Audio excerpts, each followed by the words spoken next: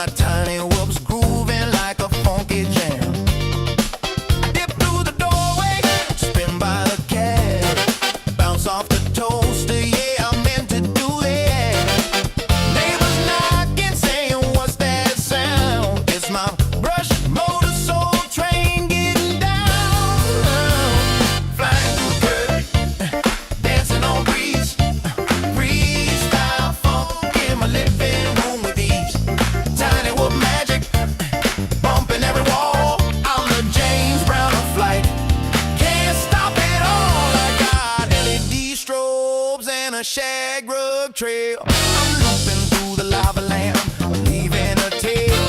My whoops got rhythm, my sticks got soul. I'm the pilot of the party. On a roll, TV remotes a gate, the lamps a dive. I'm flying like it's 7.5. No GPS, no rules, no shame. Just a funky little quad in a soul train frame. Below, we fly that flow. Below, grab that gap. No time to nap. No time to nap. Hit that roll. Funk and control. Funk and control. Bounce that wall. Bounce that all. We fly it all. Funk it all. We fly it all.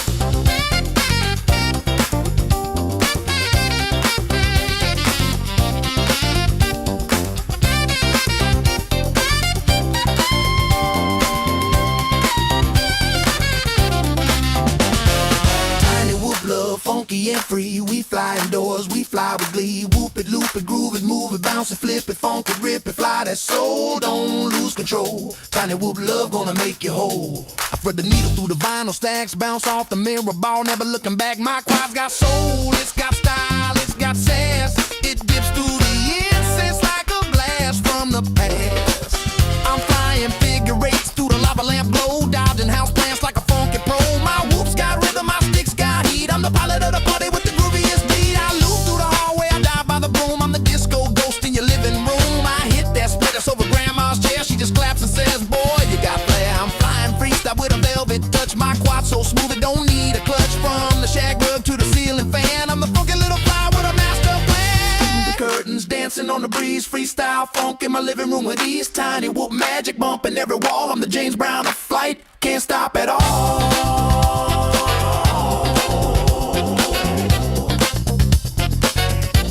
Can't stop at all. Can't stop at all.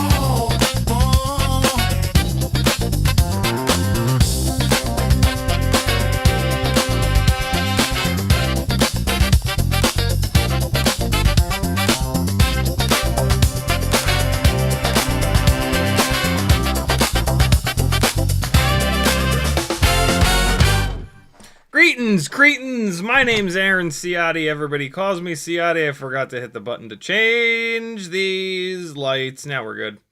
Welcome to Whoop Wednesday. You were just watching a glorious, incredibly fun flight on the Sub 250G FPV Baby Turtle Pro with analog on board. X12 Happy Model AIO, Beta FPV 1103, 10,500 kV motors, HQT 2x2x3 propellers. Camera is a Foxier Pico Razor, and antenna is an iFlight kind of junky CP, but a CP nonetheless. With Tiny Whoop 2S 450 mAh battery on BT 3.0 in the back here. I had two extra of those batteries charged yesterday, and all I've done over the past like 3-ish weeks or so is fly testing batteries, which is like the most boring thing ever because I'm trying to like, I have to not crash because I don't want to bang up the motors or the props. And all I'm really doing is sweeping the throttle up and down, flips, rolls, yaw left, yaw right, all of the stuff that makes a good black box log. And so, yeah, I finished up another round of testing yesterday on the Bando Turtle, 2.5-inch setup with 04 Lite. And I just happened to have 2 extra batteries charged. And so I did a cool thing. I think it's cool. I recorded 2 batteries from both. I now have 2 analog 2-inch setups that are very, very, very similar. The one that you were just watching, and then at the end of the live stream, I'll play the flight footage from this guy with tri-blade that have now become bi-blade props in the front. This is the Max Frames M2 with the HGLRC 1 to 2S AIO. I think it's also 12 amp FETs. True RC Singularity antenna in the back. HGLRC 1202.5, 11,000 kV motors. So 1103, 10,500 versus 1202.5, 11,000 kV. Same exact propellers, HQ-T 2x2x3. So you'll get to see the difference between these 2 antennas. They're both on 200 milliwatts, 200 million watts. The Max Frames has a CO3 camera, so you'll get to see the difference between the Foxy or Pico Razor and the CO3.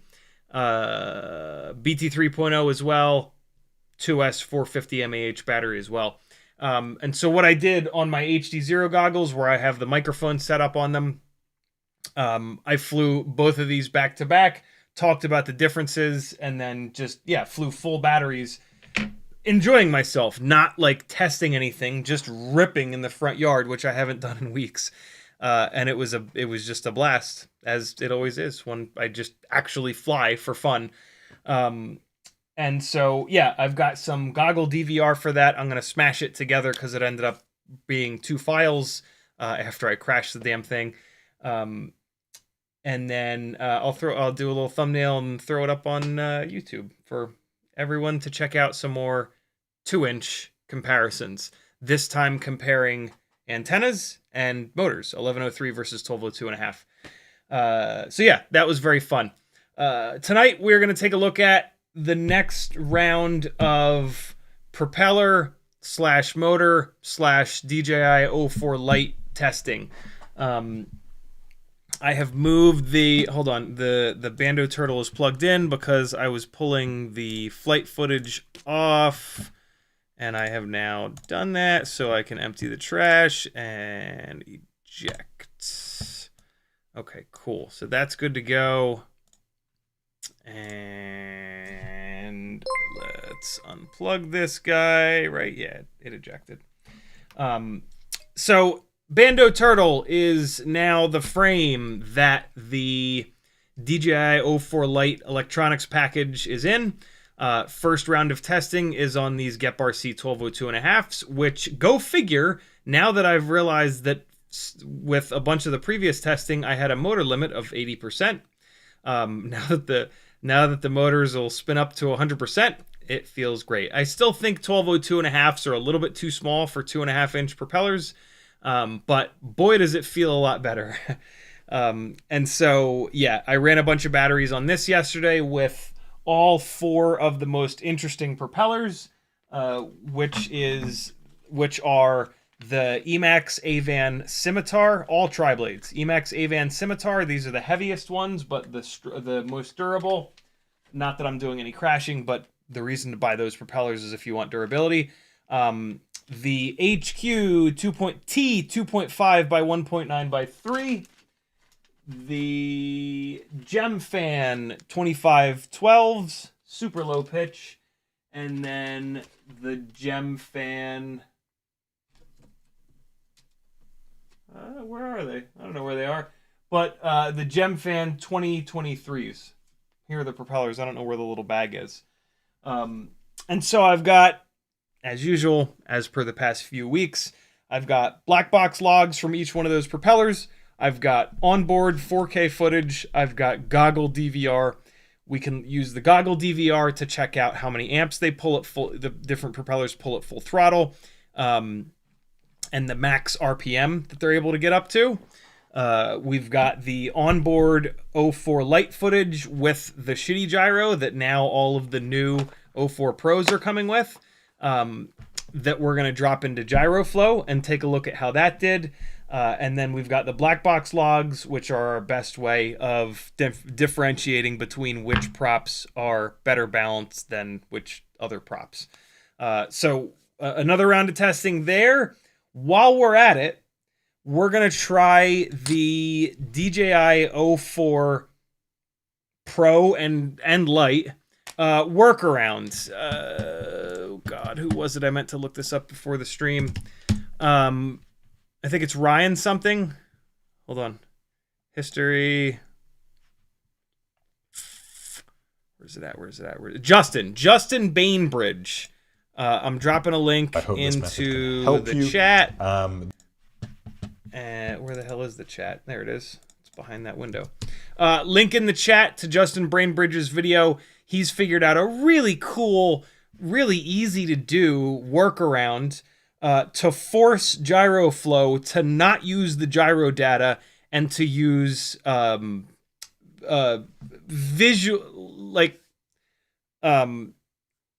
it's basically visual stabilization. It analyzes each frame, and so it analyzes frame number 1 and frame number 2, and it probably analyzes frame number 1, 2, and 3.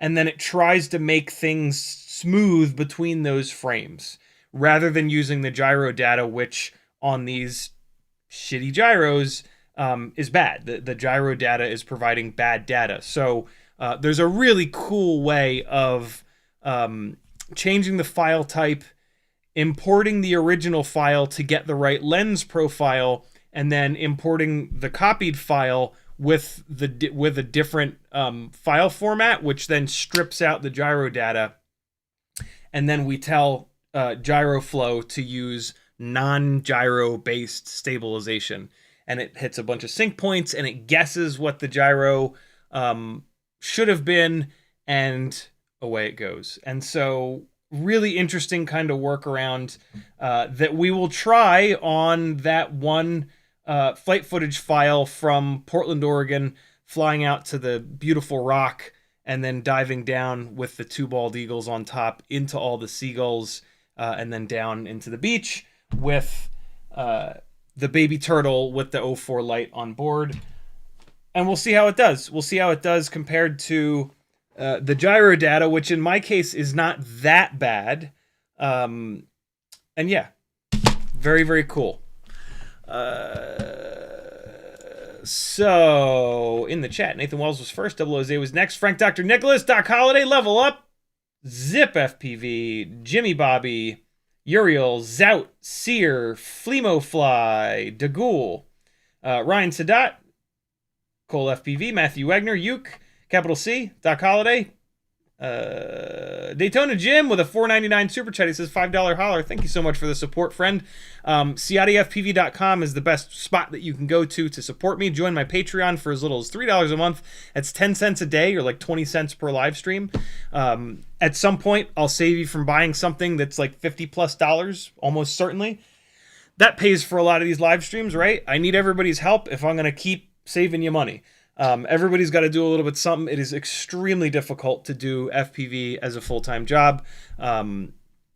If you're not like one of the original, 20 or so pilots whose channels absolutely exploded when FPV was really hot.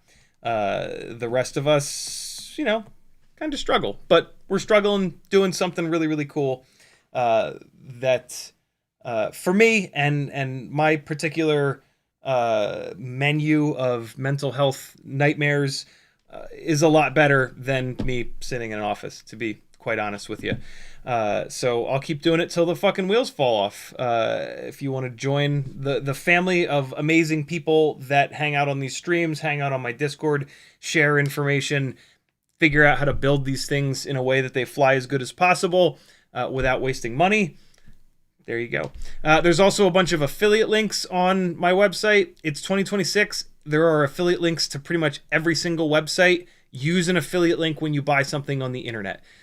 People that make YouTube videos that you can watch for free have affiliate links. Use those affiliate links, and then they will have a couple extra dollars to test more stuff, to continue making videos for you to watch for free.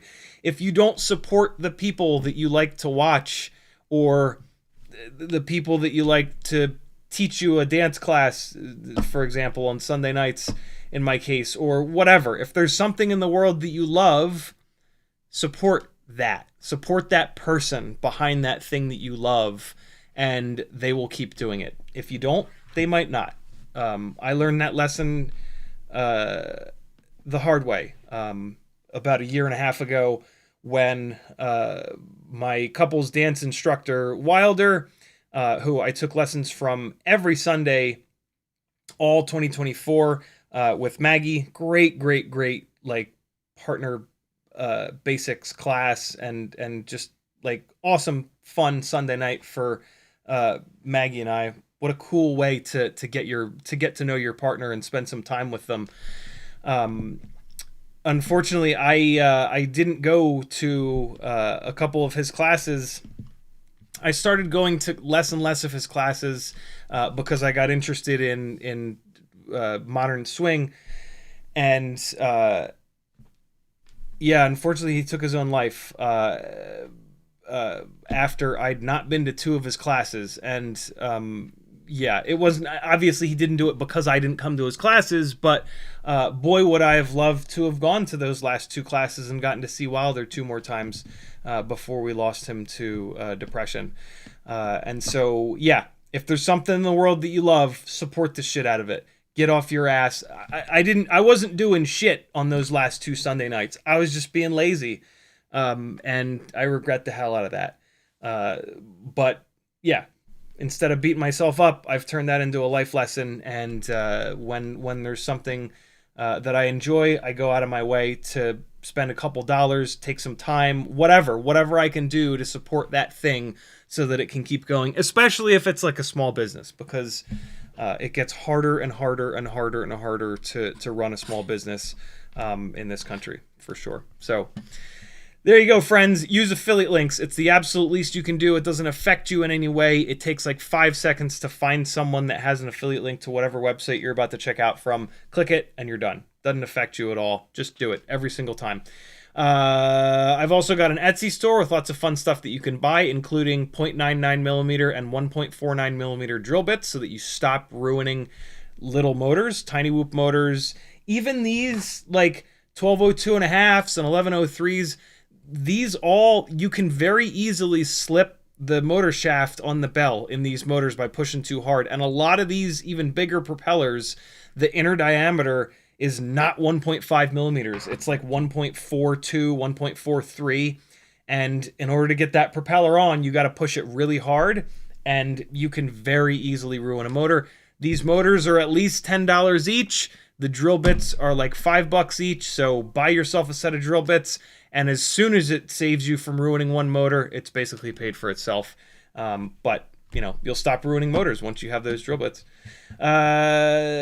ZipFPV, Cole, Uriel, Daytona Jim again, the Bruce, Wes Does Stuff, Daytona Jim, Uriel, Cole, Jimmy. I think I got everybody. Thanks for coming, friends. If you want to talk directly to me, type at CiottiFPV. You can FPV says Baby Turtle V7 and Hachidori V2 frames will be here tomorrow. I'm stoked. How did you? Oh, the V7, right? He still sells the V7 is still up on CNC Drones. It's the Baby Turtle HD that's not up there anymore, unfortunately. Jimmy Bobby says, is the Get Bar C 1202.5 10,000 kV or 15,000 kV? The ones that I'm using at the moment are the 10,000s. I also do have the 15,000s. These you would not want to run on a 2-inch or 2.5-inch bi-blade. I got them to try out on the 2-inch bi-blade Whoop here. This is the analog one, but the digital one looks just like this. I have a Mobula 8 framed 2S 04 Lite tiny whoop like this that I use for all kinds of stuff. And it has, at the moment, it has 1003 14,000 kV flywheel motors, I believe. And they're great, but I want to see what it's like with 1202 and a half, 15,000s. 1003 versus 1202 and a half. The 1202 and a half definitely makes more power. And so they'll have better response time. They'll be stronger because of the 2mm motor shaft, rather than any 10 or 11 motors are going to have a 1.5mm motor shaft below the bell. When you get to a 12mm width motor, they bump that up to a 2mm internal motor shaft, which makes a big difference. So yeah, I ended up getting both. I didn't order directly from GepRC to get them. Oh, and GepRC got me set up with an affiliate link. I need to get it onto the website that also functions as a discount. So if you're going to order from GepRC, check my website. If it's not up there yet, just message me, and I'll send you my affiliate link for Gep, which will save you like 5%, I think, and then it's an affiliate link for me as well. So yeah, GepRC, shout out to them. They make some really good stuff. Let me get this charger going here. GepRC has the best 1S 1.6 inch prop 75mm motor to motor motor right now. It's their 1002 25,000 kV, and I think the only place you can get it is directly from their website. Their shipping did not take that long. It maybe took like a week and a half or 2 weeks. It wasn't bad at all.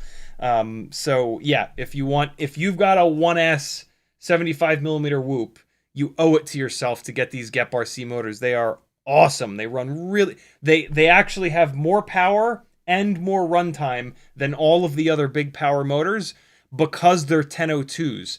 The other big power motors are 802s, and they get a lot hotter. The 1002 being wider, there's more of the motor in the airflow. It stays nice and cool, and that's why it has more efficiency. And then it's a much bigger motor, so it actually makes more power, even though 25,000 kV is not as high as some of these 802s, right? We've got like the tree toppers at 33,000 kV. We've got the beta FPVs at 28,000 kV, I think it is. But yeah, the Gep 1002 25s are the end all be all 1S 75mm whoop motor. They are scary good. So there you go, friends. That's how you support me. That's what motors are on this rig that this electronics package that I've been bouncing back and forth between different frames lately. Uriel says, from when our Dutch pigeon landed, the Eagle has 30 days to crash at your front door. Then I can complain. MF they are. I told them already. Classic Uriel live stream comment. I love it. CiottiFPV says, isn't there a way to overlay the black box over the flight video in Black Box Explorer? There is. If you stabilize video before overlay, you instantly see with data and graphs where the cam IMU goes nuts. Yeah, I did that once early on in the testing, and it was really nice to do it. It's a little bit annoying to do it because I always turn black box on in the middle of flying, and so syncing the video up with the black box is a little bit challenging, and so it ends up taking some serious time to like kind of figure that out and get it synced up. And like when I did it, it was just like when I went over 50% throttle is when it started to go crazy. And then as I watched more and more of my footage during all this testing, I just kind of realized that it's sort of always around that same percentage. And then eventually I figured out a better way of figuring that out, which is just to put a throttle limit on. I can just land real quick and put a 50% throttle limit on, take back off, go full throttle, go zero throttle, full throttle, do a bunch of throttle sweeps, land, move that throttle limit to 60%, take back off, whop the throttle up and down a bunch, 70%, 80%, and that's a just as quick and also I think maybe a better way of kind of testing that. Either or, I don't know. The syncing up video with black box thing, it's best if you turn black box on as soon as you arm. That makes syncing those two up a lot easier. But I don't like that because when you're taking off, if the thing like bounces a little bit, it's going to give bad gyro data. It's going to put bad gyro data into the black box log. Also, with an 8 MB black box chip, you don't have much time to be black box logging. And so I really prefer to turn it off when I'm in the air, get everything done as quick as possible. Sorry, turn it on when I'm in the air, get everything done as quick as possible to make a good log and turn it right back off. And then I can usually log again. I can usually only fill up half of that 8 megs, and that lets me, with all of the changing of props and motors and frames that I'm doing, to actually get 2 logs per.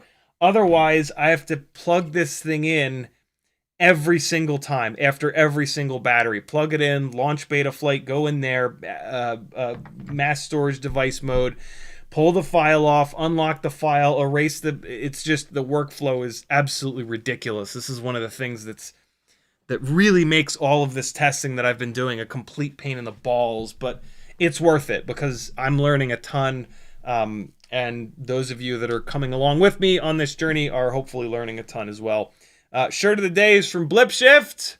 That is my generation of Miata that I'll probably never get back because people are horrible. But maybe someday.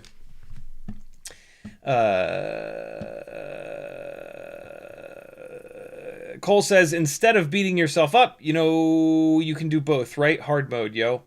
Yeah, I mean, beating myself up is something that I will never escape, unfortunately. It's just sort of the way that my brain works. But I try to layer shit on top of that, yeah, doesn't... So, like, essentially the theory is, like, I'm always going to be... my initial reaction is always going to be, oh, you're such a piece of shit, you're garbage.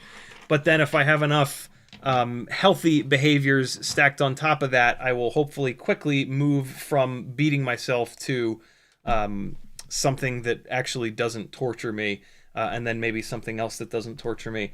This is the kind of stuff that comes from being in talk therapy for almost a decade now, with 5 or 6 or 7 different talk therapists. So, yeah. Joy of joys. Isn't getting old great? Flemo Fly says, a lot of stuff has returned to the sub 250G FPV page. Ooh, good call, dude. So we're going to go to cncdrones.com and let's take a look. So if we go to frames by designer and we find, where's he at? There he is, sub 250G FPV. Oh, now we're talking. Yep, this is all the stuff back. This is how it used to look. And there it is. There's the Pro Turtle 2-inch. Very cool. Okay, so yeah, the Pro Turtle 2-inch is the main build that I've done a lot of this stuff with. I really like it. I really like having the camera in between and kind of behind carbon fiber and standoffs and stuff like that. I am going to buy a 2-inch Bando Turtle at some point here.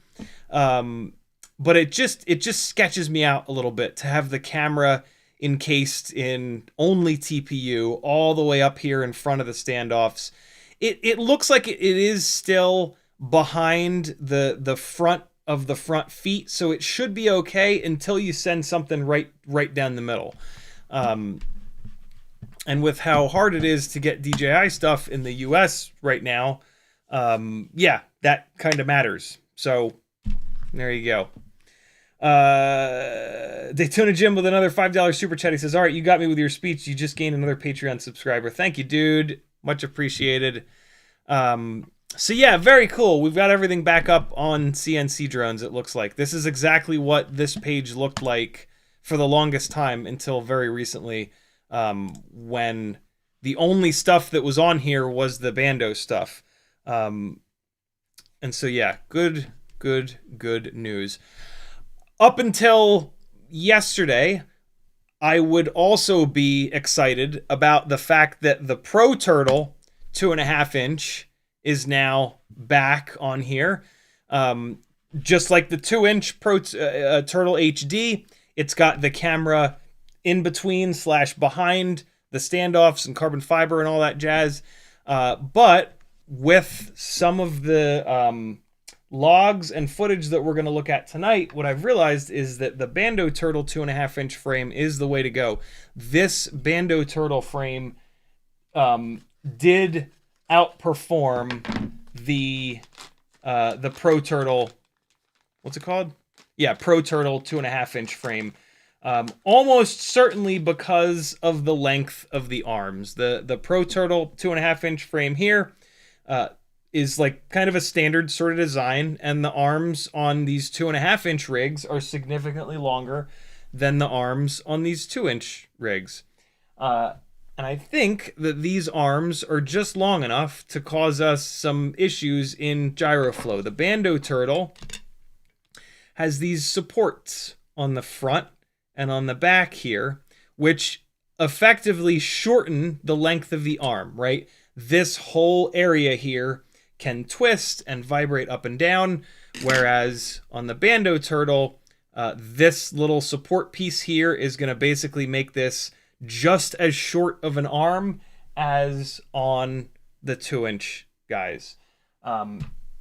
And since I did all of the same testing with all of the same motors and propellers on this frame and now on this frame, I can see in the logs and in Gyroflow that this definitely performed better. Not surprising. The shorter the arm, the less potential for vibrations and the less intensity of vibration. Shorter arms are always going to perform better. This is totally fine. This flies fantastic. It's going to protect the camera a little bit better. There is nothing wrong with this until you completely lose your mind and do weeks worth of testing trying to figure out how to get the 04 Lite hard mounted, which you're not supposed to be able to have Gyroflow work with at all, to produce as clean results as possible. So for 99.9% of people, this Pro Turtle 2.5-inch frame is absolutely fantastic. You're going to love it. It's very well designed. It protects the hell out of the camera. And for normal freestyle work, it's awesome. Or for cinematic stuff where you're not going to use Gyroflow, this frame is great.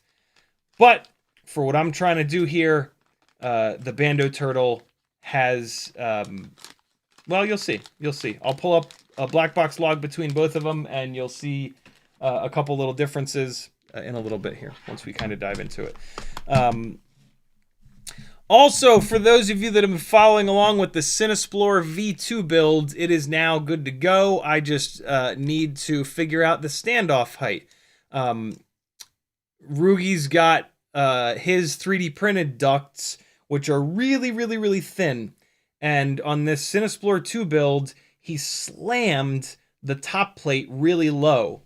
And so unfortunately now with the normal standoffs, the ducts sit up a bunch higher, and now my GoPro mount won't drop down in there. So I have to go with longer standoffs on this to raise the top plate up so that I can put a GoPro on top of this thing. But yeah, this is ready to go.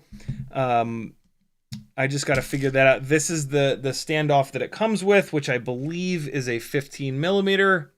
It is indeed a 15 millimeter standoff. So more than likely, I can just grab one of these 20 millimeter standoffs. What color do we want to go with?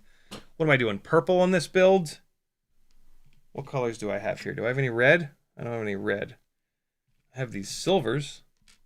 Never going to use these for anything else. How many standoffs do I need? Oh, I need a bunch of standoffs. I need 8? Oh my god. I'm gonna have to go with 2 different colors of standoff.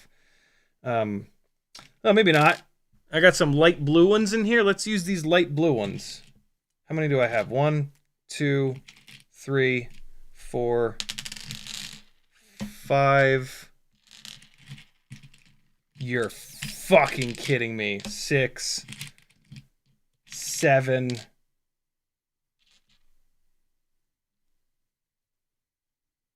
What? How? Why? How would I have 7? When would I have ever ordered only 7 standoffs? Is this real life? Is there another one hiding in there? You son of a bitch. Really? What is that about? Oh, and I can't use these silver ones. These are M2 standoffs. That's weird. That's... Ooh. That's maddening. Okay, so I guess I'll use 6 of these. And... oh my god, I've got like 1 purple. I've got 2 greens. I've got 3 pinks. I'm gonna find a build somewhere that has 20 millimeter standoffs, and I'm gonna steal the standoffs from it. I wanted to do this real quick because I wanted to just take one of these standoffs and screw it to this build in case any of you have been following along, doing a Cinesplore 2 build. You might need to do this same thing if you're going to use any ducts other than Bob's really skinny ducts, which I actually don't recommend his skinny ducts. They break the first like bump, and when they break, they kind of explode and stuff goes everywhere. And so if I take this 20 millimeter standoff and I screw it in here, I just wanted to do this test real quick. So there's the 20. And so if I then take this GoPro mount, yep, it's perfect. Cool. So that's all you need to do if you're going to run, well, that's the standoff height that you're going to need if you run these StanFPV ducts, which you should be running. These are the best ducts. Yeah, you got to go to a 20 millimeter standoff in order to clear your GoPro mount. And it clears it pretty much perfectly there. So I'll figure out what to do about colors here after the stream. Because as we all know, if you're not going to fly good, you better look good. And so color coordination is a big part of that. It's important. It's important stuff, friends. Don't get caught with an ugly quads. No ugly quads. 1, 2, 3, 4, 5, 6. Okay, cool. G Wolfman with a $5 super chat. He says, just saying thanks for all you do. Thank you so much, man. It's support from people like you that allow me to do what I do and to do it as good as I do it. So thank you for being a part of the collective. Yeah, I have all of the annoying, like, final touches that always take way longer than you think they should to do on this build. Luckily, all I really did is switch the ESC. The flight controller, the VTX, the receiver, everything is good to go.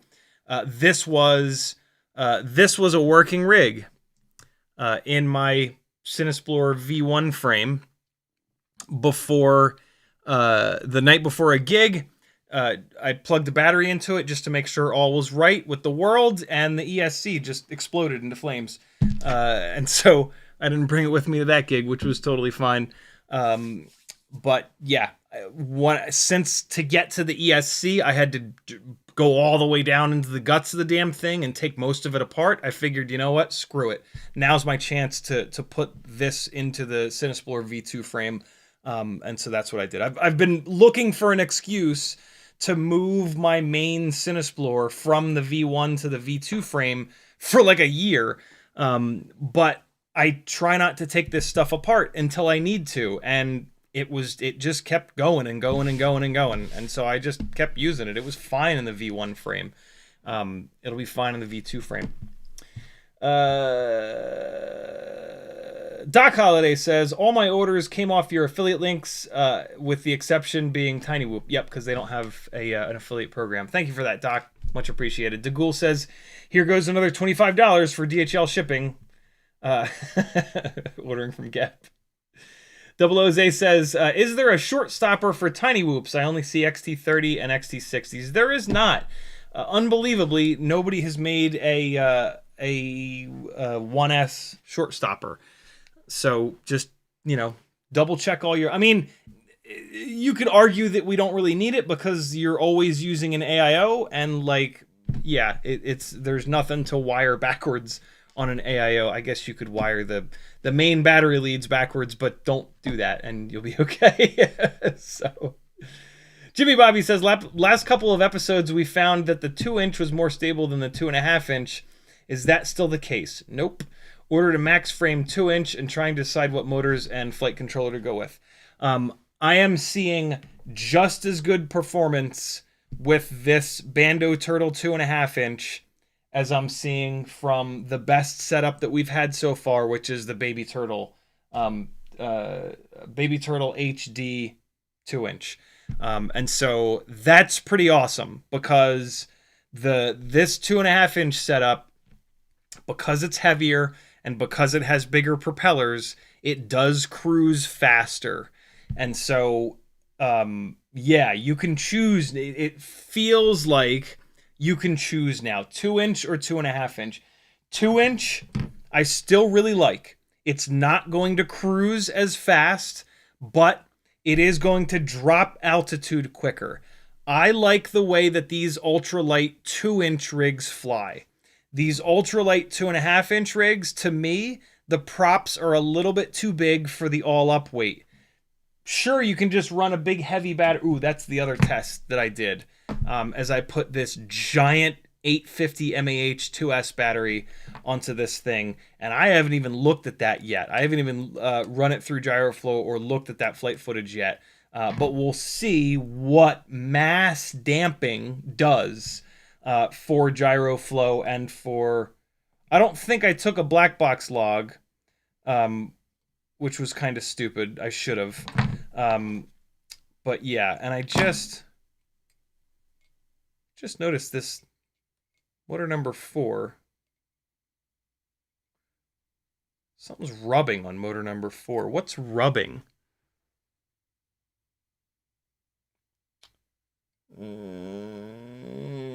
Something ain't right.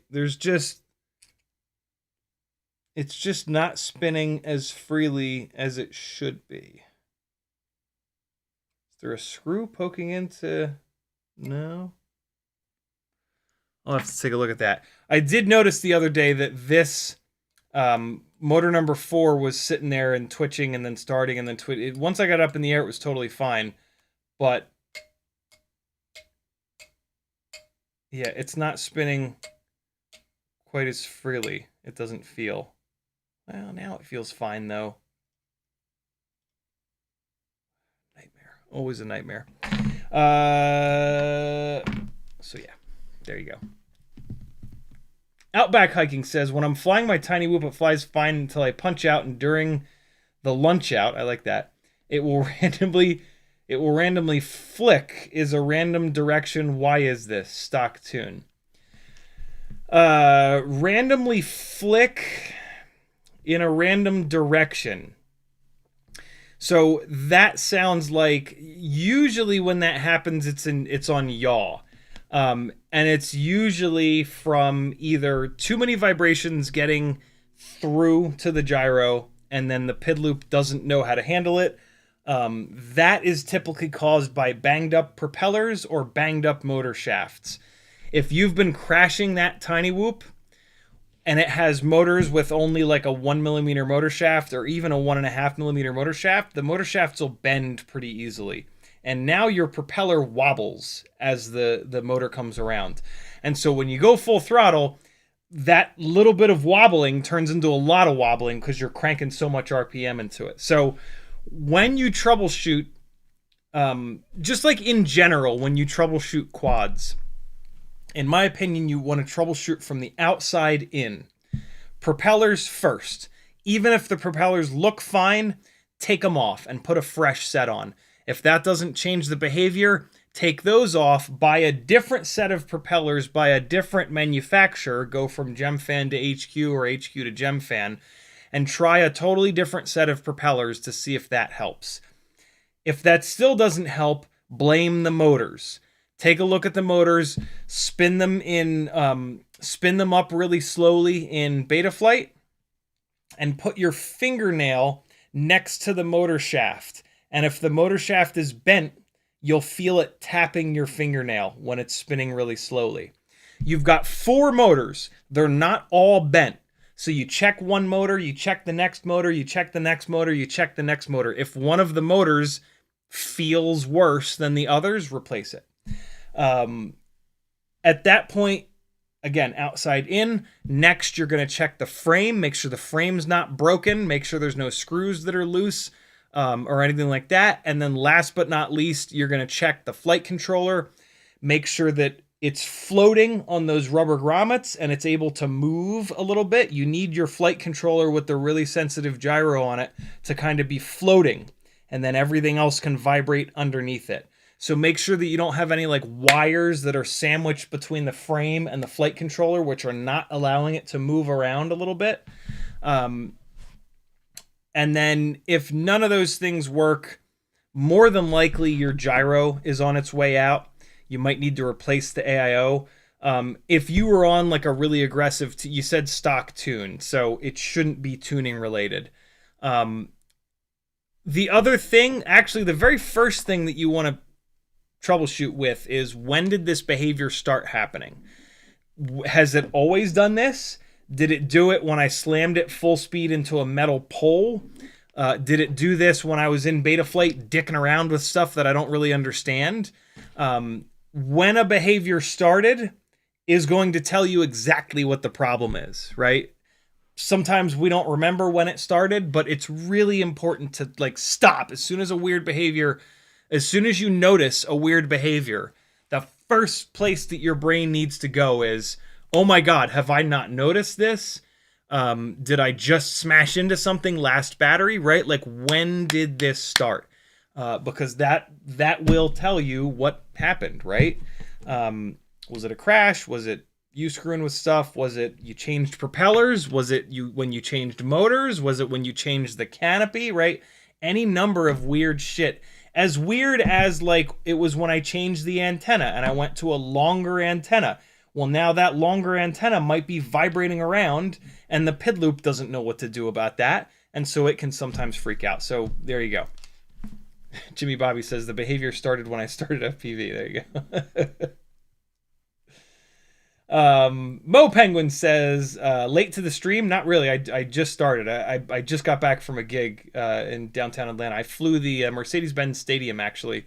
Unfortunately, I just flew it. I only flew it with a Mavic, but whatever. There's a big, hip hop artist T.I. Is doing a big ass event down there right now. And so the crew that hired me to do all of the work with all of the hip hop people in downtown Atlanta over the last 4 years brought me in. I haven't worked with them in forever, man. They're not getting much work. With our economy being demolished. And so, yeah, that was good to work with those guys again, and see a couple of them. It's a really, really, really good crew.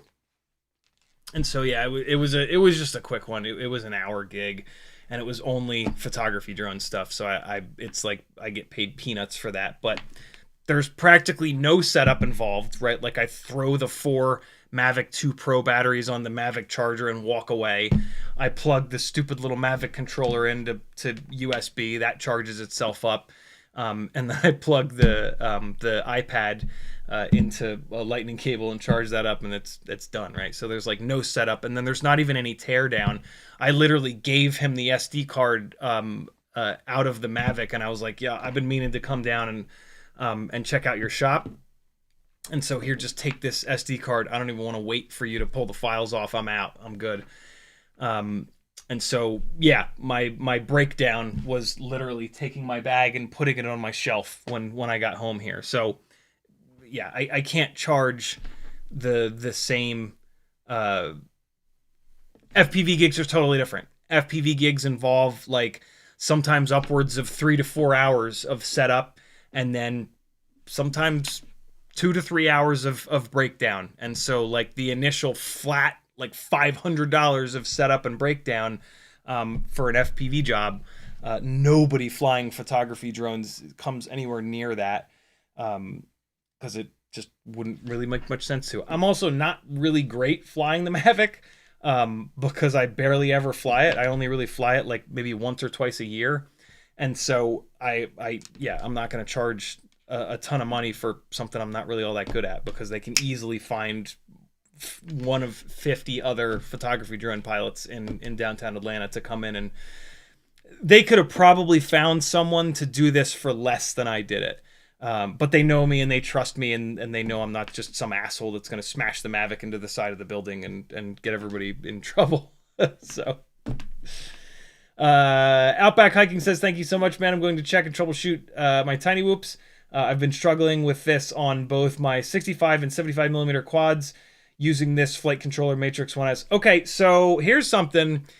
If that behavior is happening on all of your rigs, it could be your transmitter.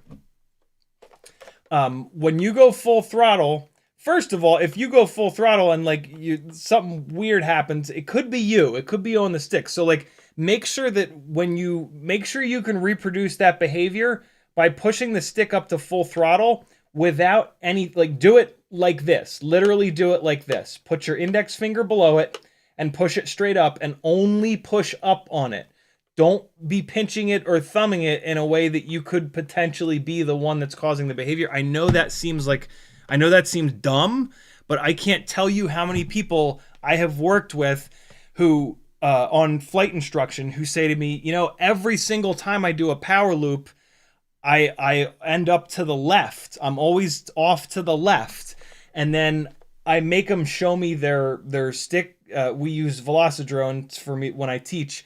And I'll look at their stick overlay and I'll tell them to do a whole bunch of power loops, and I will watch them do this when they push the throttle up. I will watch them rock the throttle to the side.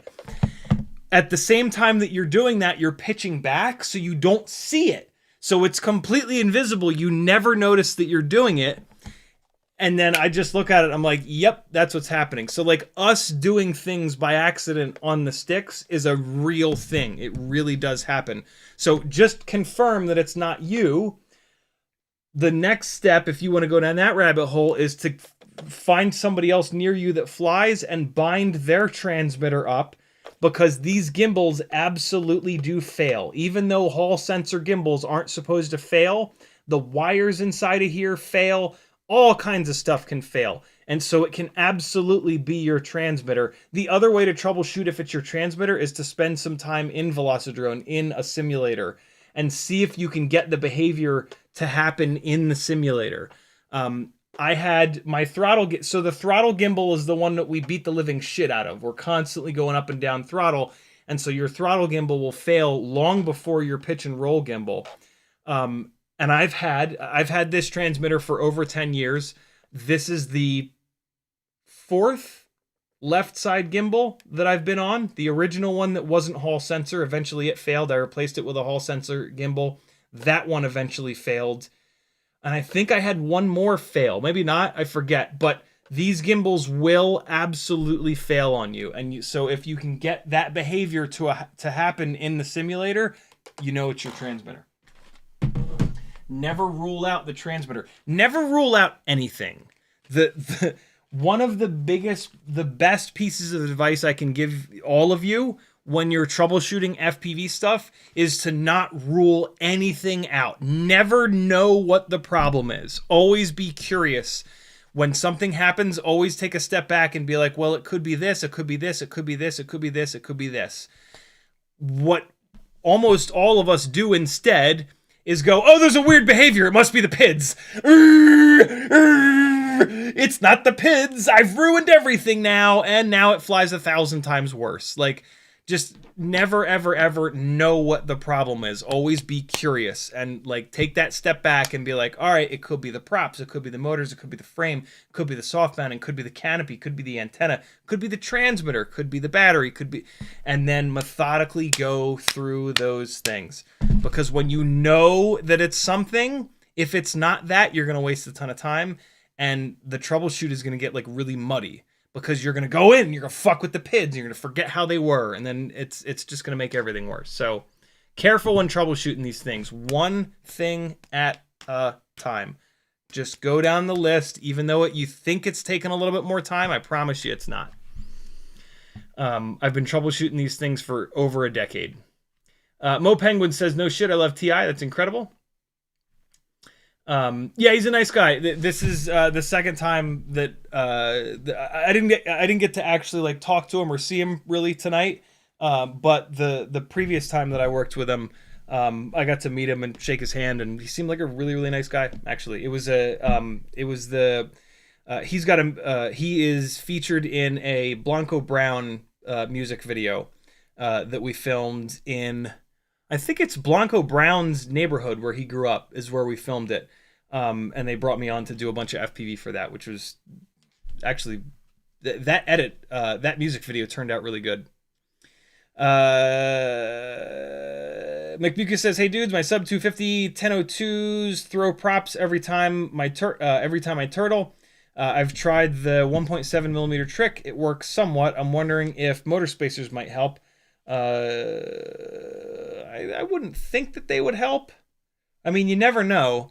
But I've had really good luck with the M 1.7 screw tightening up the 1.5 mil props. The two ways to tighten up propellers are to score the inside of the propeller, either with sharp tipped tweezers, or on my Etsy store you can buy this little M 1.7 socket headed screw from me that you then run down the middle, and that scores up the inside and gives it a little bit more bite. The other thing to do, if you've already done that and they're still flying off, is you put the tiniest bit of super glue on the tip of a pin and you rub that around the inside of the propeller mounting hole and you let it dry. Do not put that propeller on while it's wet. You'll never get it off. Give it an hour, 2 hours overnight to dry. And now that super glue is going to like dry up and form like a texture in there. And so when you put the propeller on, instead of the smooth plastic, it's going to be textured plastic.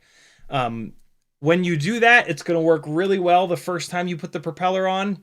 When you take that propeller off, a lot of that super glue residue is going to come out with it.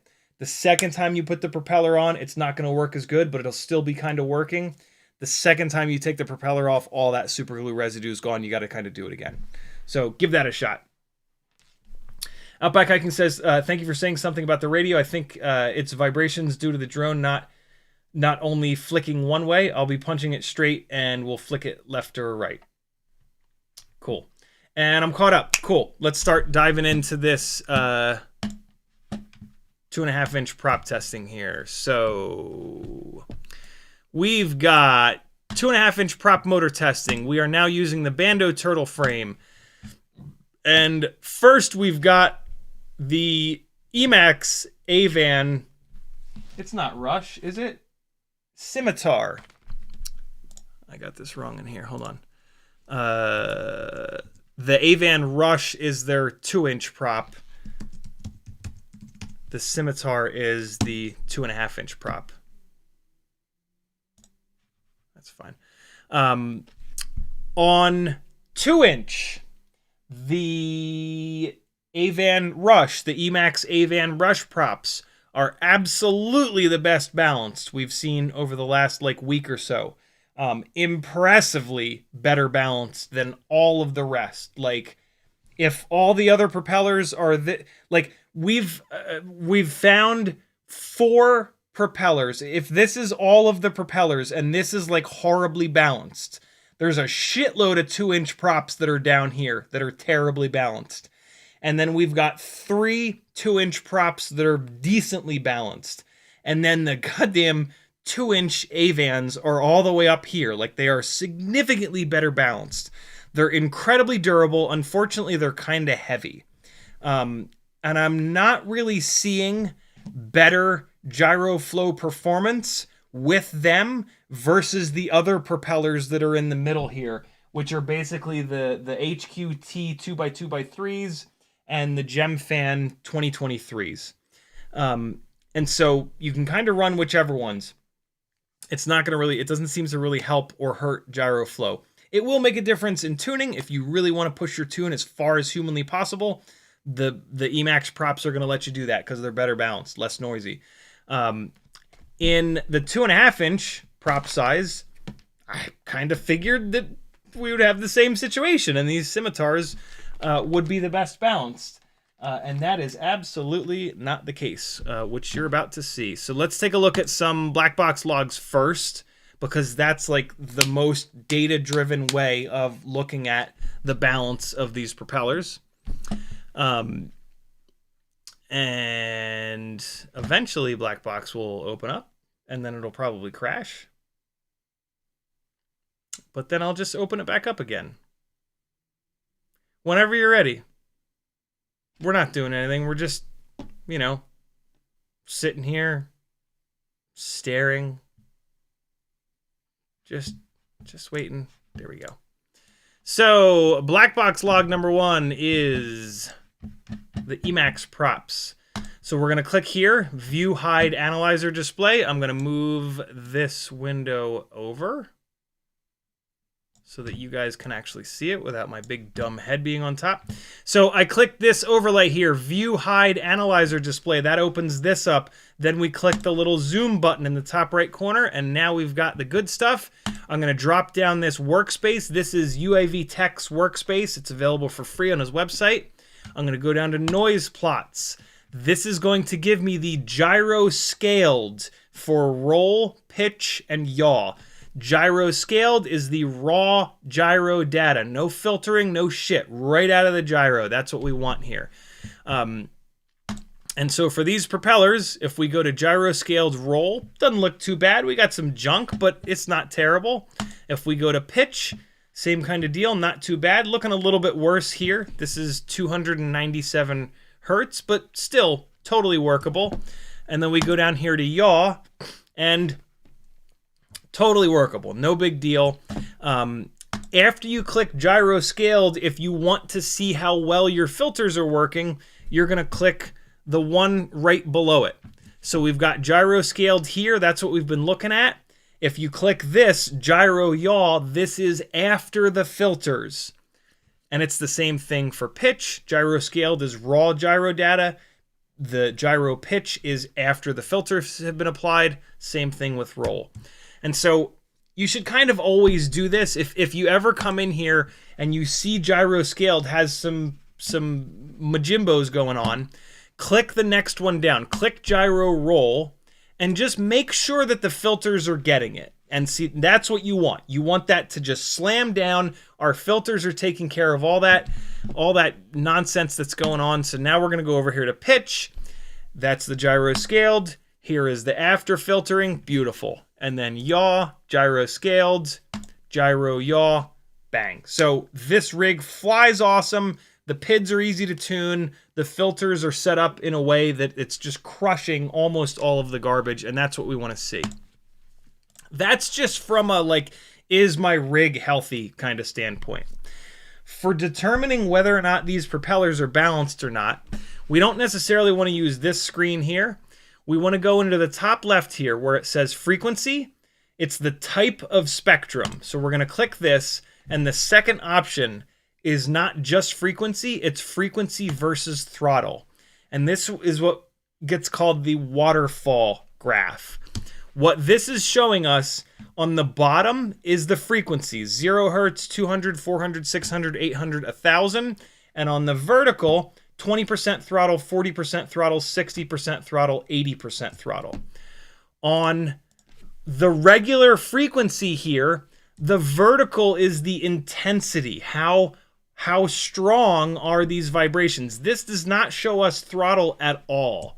We have to go to the frequency versus throttle waterfall here to see both the intensity, which shows up with how white it goes from black to red to white. So the whiter is more intense. It also shows us the throttle value on the vertical and then the frequency of the vibration on the horizontal here. And so when you see this big diagonal line, this is the motor bell and the propeller, because here's 0 throttle all the way down here. And then as we ramp the throttle up, the frequency of the vibrations goes up because the RPM goes up. And so as we increase the throttle, the motors and props spin faster and faster and faster and faster. And so we can watch that happen. So this diagonal line here represents how balanced the motor and prop combo is on this rig. It also does this will shift and change a little bit on different frames, because different frames will have stronger and weaker arms, and if the arm is weaker, it's going to kind of vibrate more. And so a little bit of this is going to change depending on what frame you're in, but mainly this shows us how well balanced the motor and prop combo is. And so the Emax scimitars here, this doesn't really mean anything until I show you another log with the exact same frame, same AIO, same everything, but with different propellers. And so this doesn't really mean anything here until I grab the black box log from the GemFan 2512, the super low pitch propeller. And so now you're going to see two things. You're going to see, what's really cool is you can see that this next propeller is going to be a lower pitch, because this diagonal line is going to shift to the right. It's a lower pitch propeller, so it has to spin faster to make the same amount of power. And so it's really cool. I never thought that we'd be able to see that in here, but you're going to see it. So it's going to shift. But what we're really looking at is the colors. We're looking for as dark as possible. If we could get all black, that would be great. If we can just get black and red, that's great. As soon as we start to see white, that's when the vibrations become pretty intense. So this is the scimitar. Here comes the GemFan 2512. You're going to see it shift, and you're going to see it damn near disappear. This is an incredibly well balanced propeller. The motors are really clean. These are fresh Get-Bar C1202.5s that have not been crashed hard. And they have a 2mm motor shaft, so the little tumbles that it's taken haven't done anything to it. This is pretty remarkable here. This is an incredibly well-balanced propeller. The only problem with this propeller is it doesn't make a lot of power because it's such a low pitch. And so if you wanted to run this propeller, you would probably want to put it on a higher RPM motor, maybe like a 12 or a 13 or a 14,000 kV motor on 2S. But other than that, my God, this propeller is absurdly clean. Next up, we're going to take a look at the GemFan 2520. And so you're going to see this shift back to the left because it's a much pitchier propeller, 2520 versus 2512. But you're also going to see some more garbage, and you're going to see some white in here, and it just doesn't look as clean as the 2512 because it's not. But this looks much better than the Avan Scimitar, which is coming up right now. Ugly, ugly, ugly, right? So the 2.5-inch Emax prop, unfortunately, is not like a standout like the 2-inch Emax. It's still a really good propeller. It makes great power. It's incredibly durable, but it is the worst balanced of these four props that we're looking at tonight. It's still balanced enough, though, and it's balanced better than a lot of the other 2.5-inch props. So if you want the most durable propeller, absolutely hands down, it is the Emax Avan Scimitar 2.5. It's 2.5 by 1.9, but that 1.9 is not right. It performs like a 2.2 or a 2.3. It makes really good power, and it's really durable. But of these four of the best 2.5-inch props, it is the least well balanced. So that's the Emax. That's the Avan Scimitar. Last but not least is the HQT. Well, let's go back to the GemFan 2520. A 20 pitch propeller, that's like a good middle ground. It's not too much pitch, it's not too little. The GemFan 2512 from a second ago that was really clean, that's really low pitch. It's still a tri-blade, which is great, but it is a properly low pitch propeller. This is a good all-rounder. And what are we looking at? We're looking at gyro scaled yaw, right? Let me just make sure. Come on. Yeah, we're looking at yaw. I think yaw is the best axis to look at for propeller balance because when the propeller spins like this, if it's out of balance, it's going to put energy into the yaw axis, right? This stuff does show up on the other axes, but I think yaw is always the first one that I like to look at. So here's the GemFan 2520, awesome all-round propeller. This is pretty quiet. It's a great prop. And now here comes the HQT 2.5 by 1.9. It performs very similar. I can't tell the difference between the two of them, and you can see it's ever so slightly quieter than the GemFan. If you have the GemFans, don't run out and buy the HQs. Just run the GemFans until they're all gone and then buy the HQs. These two propellers, here comes the GemFan 2520 again.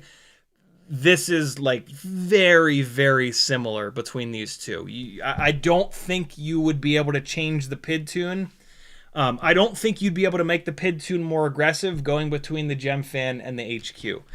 That's how close these two are in performance. But if we go back to the Avan Scimitar, this is a propeller that you would absolutely need to back the PID tune off if it was at the razor's edge with any of these other three propellers. So GemFan 2512, total standout here, but very low pitch.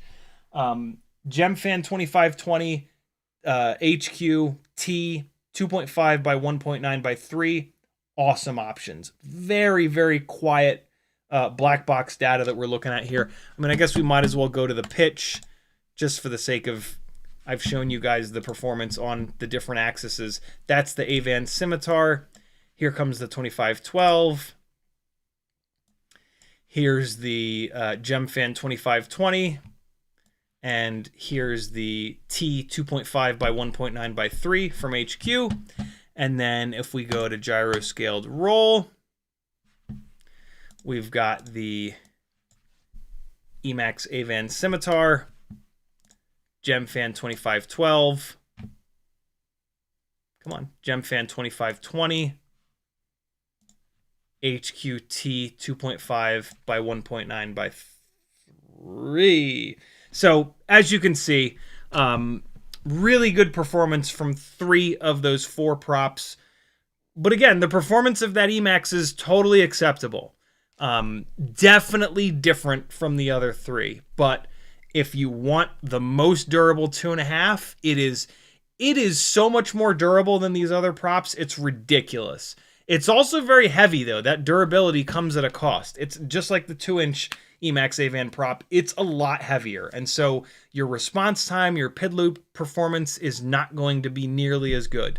But if you're just going to bash, there's no... they are so good. It's hysterical. You just bash... You just fly into everything. You miss every gap. You bash into every wall. And they just keep going and going and going. It's really incredible. So there's your black box data. Let's dive into Gyroflow. Let me actually show you the workaround. I haven't done the workaround yet. I might have to stumble through it a little bit. I watched the video this morning. I think I remember how it goes. And so let's go to the let me go to the Portland flight file. Where the hell is it? Screw it. I'll just navigate to it real quick. 2026, Portland, Oregon. So it was 2-inch turtle, and it is the last file. So what I'm going to do, I'm going to take this last file, I'm going to right-click it. I'm going to do copy. I'm going to right-click in here, and I'm going to paste. That's just going to copy that file. But what I'm going to do is I'm going to take the file extension of MP4, and I'm going to change it to MKV. Hit enter. It's going to say, you know, are you sure you want to do that? Yes, I am sure. Use MKV. So now I've got the same exact file, but it's in the MKV format, which does not carry the gyro data. So I've got this identical flight file, but the gyro data is now gone. you would think that you would just drop this new file that you just made into Gyroflow, but if you do that, the other thing that gets lost when you change that file format is the lens profile. And for whatever reason, the 04 Pro and the 04 Lite lens profiles are not in here. You can't just search for 04 and find those lens profiles. They're attached to the flight file. So what you have to do is take your .mp4, your normal file that you've been having problems with, you drop that in, that pulls the lens profile in. And so if I come here to lens profile, you're going to see DJI 04. So now we've got the lens profile in here. Now we're going to grab that MK. But what we've also got, what we don't want, is the gyro data. This is the gyro data that's bad. And as an example of it being bad data, if you watch, it's totally fine. But then when the aliasing starts, when I get to a little bit too high of a throttle, come on now, it's more evident on the second run. There it is. So this is the second run. This was the really good run. And that is the bad gyro data there. That is the alias gyro data, okay? And so we want to get rid of the gyro data. And this weird like file format thing is how we do that. So our lens profile is locked in from the MP4 file. Now we're going to grab the MKV and just drop it in. And for whatever reason, Gyroflow leaves that lens profile. So we still have that lens profile in here, but we've got no gyro data. So now what we can do is tell Gyroflow to use its, for the life of me, I can't think of the name of the optical flow. That's what it is, optical flow. We're going to tell it to use optical flow, which is its stabilization that does not use any gyro data and just uses clues from the video. It looks at a frame and the next frame and the next frame, and it tries to stabilize them, and it just does that all the way down the timeline. So we've got our lens profile in here. What we need to do is change the processing resolution. The higher you run this, the cleaner the results will be. But the higher you run this, the longer this next process will take. Apparently 1080p is a really good middle ground where it doesn't take forever, but it still does a really good job. If you do it at 720 or 480, it'll be a lot faster, but it'll be a lot worse. So we're going to go with 1080. After the live stream, I'm going to do this at 4K and at full to see if it's any better, because I don't care if I have to let it run all night. So change the processing resolution to as high as you're willing to for however much time you've got. Leave everything else the same, and you just apparently click auto sync. I am going to change the number of sync points to 10, though. More sync points is always better. I think you can do up to 30. We'll just screw around with it at 10. And so you just click auto sync, and now, wow, it's quick. Maybe my computer is faster than his, because this is ripping right through it. So not too bad. That kind of makes me want to go in and, well, let's see how it does at 1080, and then maybe I'll do this again at 4K. All right, now it's slowing down a little bit. But yeah, this is taking some time. When it uses the gyro data, it's fucking fast. It really just blows right through the stabilization. Brandon's Baked Bean says, this clip doesn't stabilize this way, though, because optical flow is tracking the waves as far as I could tell. I tried it earlier. Oh, interesting. Okay, well, we're about to see it. Like I said, I haven't had a chance to test this yet. I've been super busy today. But it sounds like we're not going to get good results there. This is absolutely a workaround. Like, this is not the answer to DJI putting a shittier gyro into the 04 Pros. This is a total workaround. The Gyroflow is going to take a bunch of guesses based on pixels versus actual data of X, Y, and Z axis moving around. So your mileage will absolutely vary with this. Boy, look at it slowing down. So this does take quite a bit of time. So this is, yeah, this is not, this is a total workaround. It might work for some files. It's absolutely not going to work for all files. But this is really cool. Like, this is a really cool workaround that we have access to with, you know, changing the file name, copying the file, dumping it in, clicking a couple things, and hitting go. And so if you've got a 2026 04 Pro, if you're trying to do 04 Lite Gyroflow stabilization and it's not working with the gyro data, this is like 5 or 10 minutes that you can see if this works a little bit better. If it doesn't, oh well, you know, whatever, didn't cost you anything. If it does, happy days, right? And so this will be interesting if it ever finishes. The remaining time is going in the wrong direction. The remaining time is going up, but luckily it's not hitting the computer so hard that the live stream is shitting all over itself. So that's nice. We will. Oh well, the next thing I was going to do was going to be to look at gyro. Well, let's look at the goggle DVR to see what the RPM these different propellers are pulling. While this is running through. I should have maybe waited and done this last, but whatever. Emax Avan Scimitar first. And so on every single one of these tests, I take off and I go full throttle right away so that we can see, whoa, 53 amps. Holy shit. That can't be right. Hold on. 53 amps. There's no way. Let me go back to one of these. This is on the 2-inch props. Wasn't it only pulling like barely 30 amps? Yeah. Jesus. 29.51 amps max on the 2x2x3 2-inch propellers, and that was at 100%. Was that at 100% throttle? When did I fix that? I fixed that on the max frames. Oh, well, okay. No. I can go back to the old testing.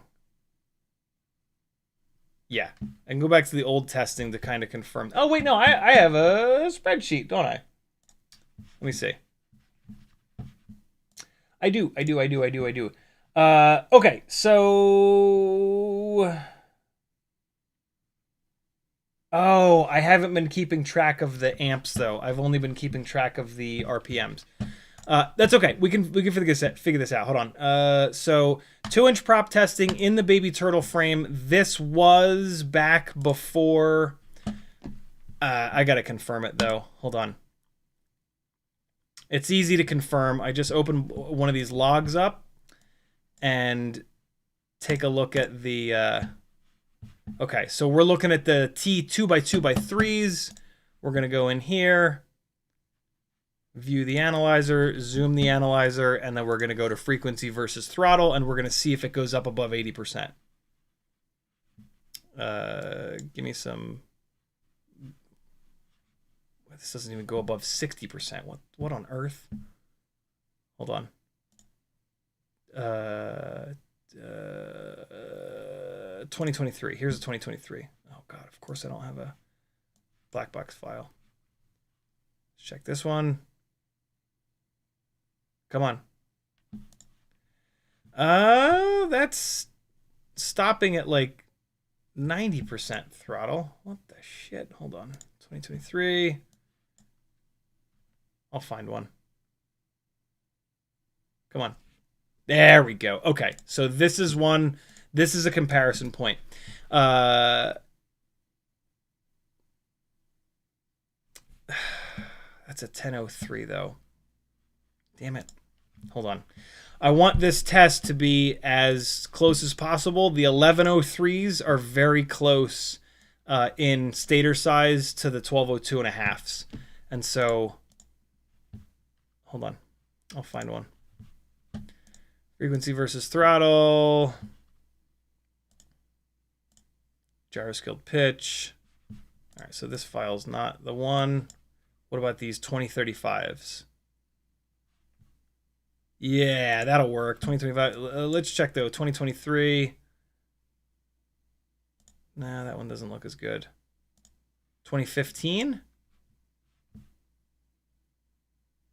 All right, we're going to use this 2035. This definitely went up to 100%. So 2-inch 35 pitch, which is very pitchy. So this might give us a higher amp number, and it does indeed. 34. It's down behind the goggles battery low. So 34 amps from a really pitchy 2-inch prop. And then what was this at? 50 something amps? Jesus. Avan Scimitar. Let's check it again. Good Lord. 53 amps, dude. 54. What are these? These AIOs are 12 amps, 12, 24, 48.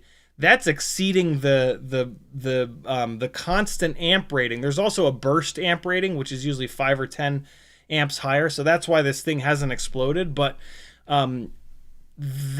those amps being so high is also a sign that the motor is too small. The 1202.5 motor is too small for this pitchy and heavy of a propeller. And so more of the battery's energy is getting turned into heat and amps rather than thrust. And so that's crazy. 54 amps is ridiculous. The RPM is probably going to be pretty low. Which is another sign that you're over-propped. This is what happens when you're over-propped. The motor is too small for how draggy the propeller is. And that's what this rig feels like. Yeah, 33,000 RPM is pretty low. Yeah, 33.7. All right, let's go to the 2512. Here's the complete ass opposite end of the spectrum. Very low pitch, very lightweight propeller. That's much better. 38 amps, 39 amps. Yeah, maximum of 39 amps. That's much better. And now watch how much higher the RPMs are going to be. It's probably going to be like 10,000 more RPM. Let's see. 45, more than 10,000 additional RPM. Again, though, that's the ass opposite end of the spectrum. Here are the 2520 and 2.5 by 1.9 propellers. These will be very close to one another, and they'll be somewhere in between. Wow, 48 amps. I didn't think it would go that high. 48, Jesus. Okay, so 48 amps at maximum stank a lot of puss. And then, what do we got for an RPM? 35,433 RPM. That's pretty low RPM. That really goes to show you how low pitch those GemFan 2512s are. Last but not least, the HQT 2.5 by 1.9 by 3s. Oh my God, dude. We're up to 54 amps again. Jesus. 54.05 amps. Jesus, the difference in the 2.5 versus the 2-inch propellers is bananas. That's outrageous. And then 34,000 RPM. Okay. So yeah, huge difference between the 2 and 2.5 inch props. These 2.5 inch props are definitely going to benefit from a bigger motor. 1203, 1204, 1303. It feels like it. They just feel like they don't have quite good enough response time. Okay, here we go. Let's see how it does here. We're gonna go to the part where we have the most troubles, which is right up here, and let's see what optical flow does. Let me turn off the little yellow things. The yellow things are what's showing you what optical flow is basing its data off of. And so It's not freaking out. It didn't freak out because it's not reading bad gyro data, but it's not stabilizing as well. I don't know if you can see it through YouTube's horrendous live stream compression, but it's just moving around a little bit more. Oh yeah, there it goes. Now I'm pretty sure you guys can see it here. This was a tough part though. Even the raw footage is a bit of a mess coming down that part of the rock there. This is flying at the beach. There's quite a bit of wind, but this is significantly better than with no stabilization whatsoever. So like, if I was going to do an edit and I wanted to use this whole run, this is absolutely what I would do. I would rerun it through with the processing resolution up at 4K. But that's pretty good, man. There were also a bunch of spots here. Let's see how this looks. It's bobbling around a little bit. But this is pretty good. This is way better than the raw footage. Yeah, not bad. Definitely not as smooth as when it's using the gyro footage, but there's none of the horrible jitters that I was getting with the actual gyro footage. And definitely better than no stabilization whatsoever, because this was pretty windy. There was, beach wind, right? 15 miles an hour wind. That's pretty good.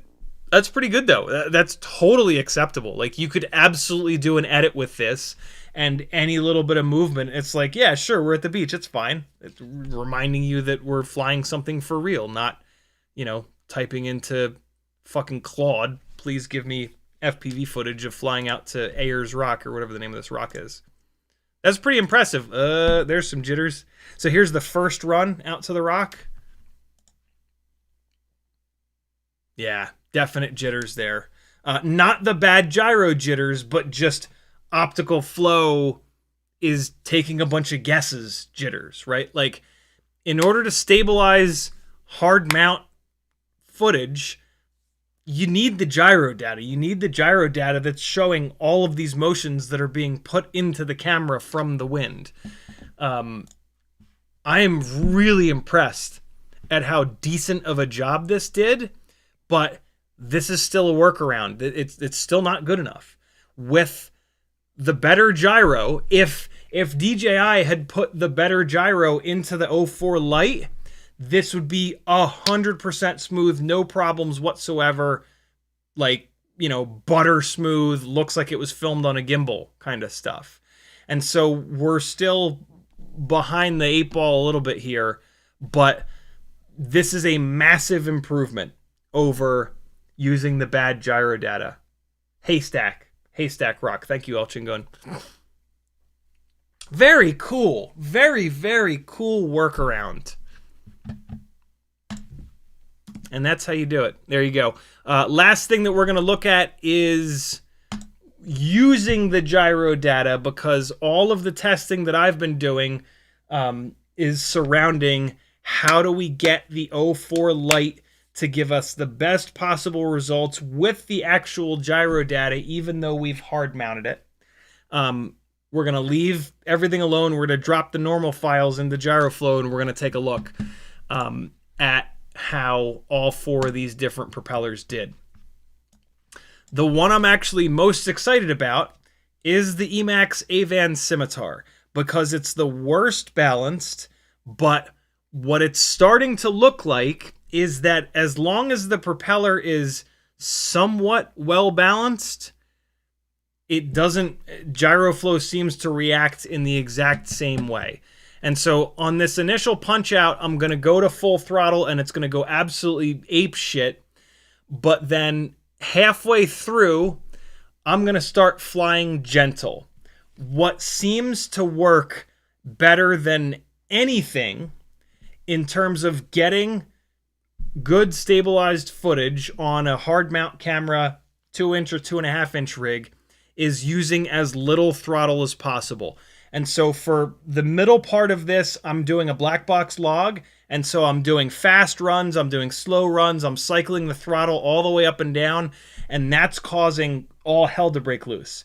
As soon as I stop black box logging, I start flying freestyle as gently as I possibly can, because when you keep the throttle roughly below 50%, the Gyroflow data is clean enough, and we get some really, really impressive results out of this.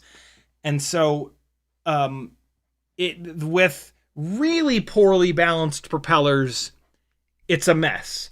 But I have a feeling that these Emax Avan props are just barely well balanced enough. And so that will be the end of the black box log. So now I'm flying as gentle as I can. So what we're looking for is those big, horrible, and there's a couple of them. So that's not a good sign. That's not a good sign there either. Okay, so this is a mess. So the Emax Avan Scimitar props are not well balanced enough. This is bad. Let me just get, oh yeah. See how slowly I'm climbing the trees? I'm not hammering the throttle. That was definitely less than 50% throttle. Yeah, this is a mess. Okay, so the Avan Scimitar props, if you're going to do any Gyroflow, this is what you're going to get. Unless you do the workaround. You could absolutely do the workaround on this, and it would be better than this, for sure.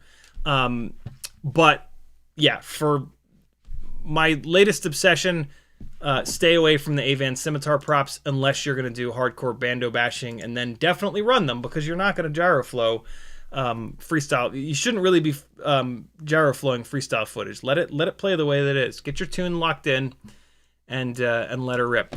Here come the best balanced propellers, the Gemfan 2512s. Here's what's interesting about these props, though. Yes, they're the best balanced, but where's the gyro data? I have no gyro data. Oh! I pulled in the goggle DVR. There we go. Yeah, there we go. Okay, so here's what's interesting about these props. Yes, they're the best balanced, but they're so low pitch that I'm going to have to hammer the throttle to get any power out of them. And so these might not be much better, because I'm going to have to go like 50, 60, 70% throttle to get any amount of power out of these. And those higher RPMs seem to affect Gyroflow pretty badly. So this will be really interesting. This is me doing the black box log, so we're going to see a lot of the insanity. Because I am cycling the throttle, I'm going full throttle, I need to give enough black box data at all the different throttle percentages for a good log. And so that's fine. Expect to see it. Every time it goes bananas, that's me at full throttle, basically, or close to it. I'm just going to skip ahead. So now I should be, this might be the very end of the log. Oh, this is a mess. That was low. That was not a lot of throttle, and that was, oh yeah, this is bad. So this is me definitely not black boxing anymore. I'm now flying gentle. I'm trying to get, oh yeah, okay. So there you go. Really low pitch props don't work, because you have to spin them at such a high RPM to get any actual power out of them. When we spin these props at a high RPM, it seems to generate the more intense vibrations that Gyroflow can't handle on these worse 04 gyros.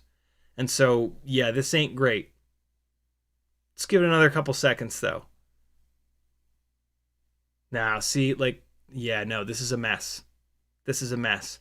These next two files, you should notice, look way better. So now we're going to go in the middle. We're going to go to a higher pitch propeller that's not quite as well balanced, but it's still well balanced enough, and it's definitely better balanced than the Emax Avan Scimitars. So Gemfan 2520 is up first, and the big full throttle hit is going to be just as bad, because it's always bad. And then we're going to black box log for a minute, and probably right around here is when I'm done. That's still me black box logging. Right around now, I'm probably done logging. And so now I'm flying smooth. Watch how nice this is.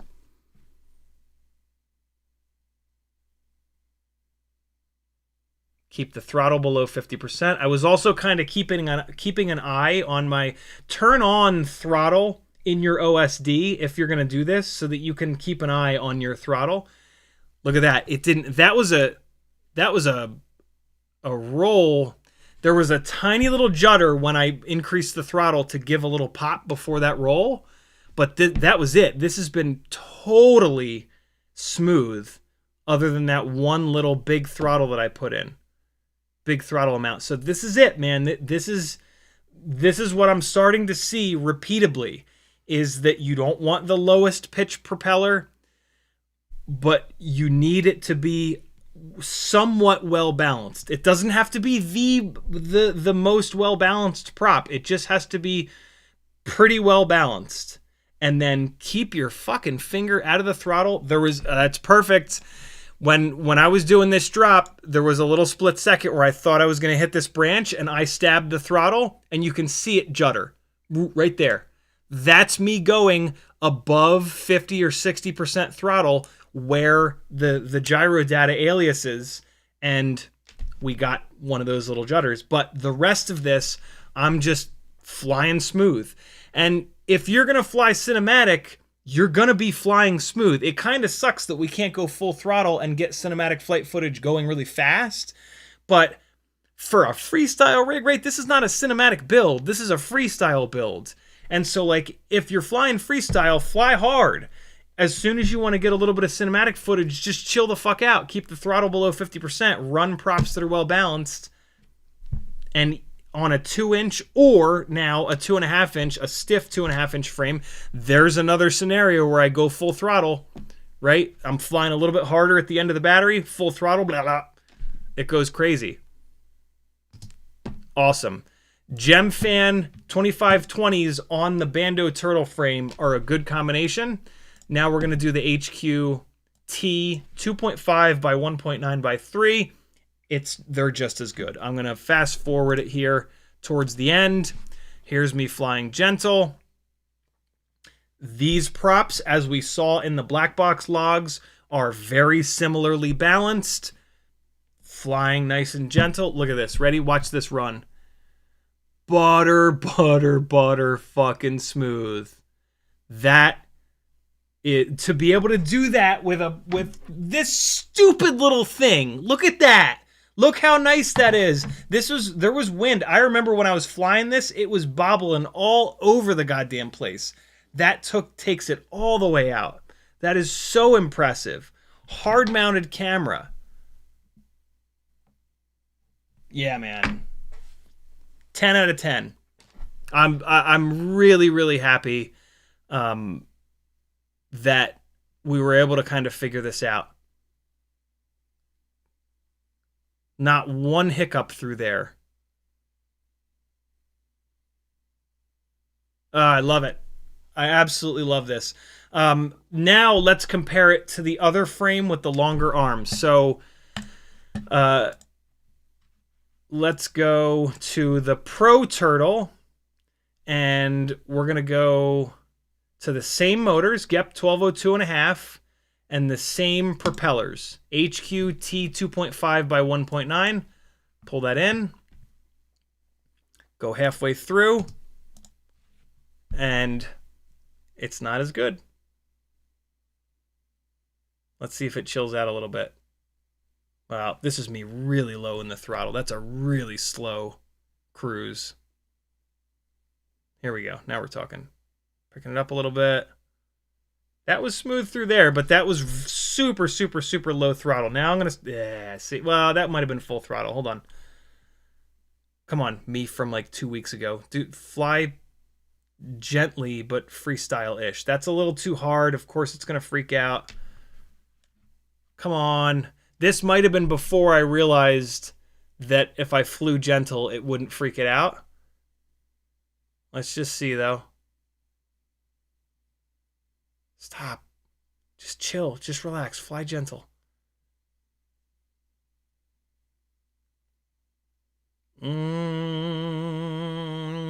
shit sticks.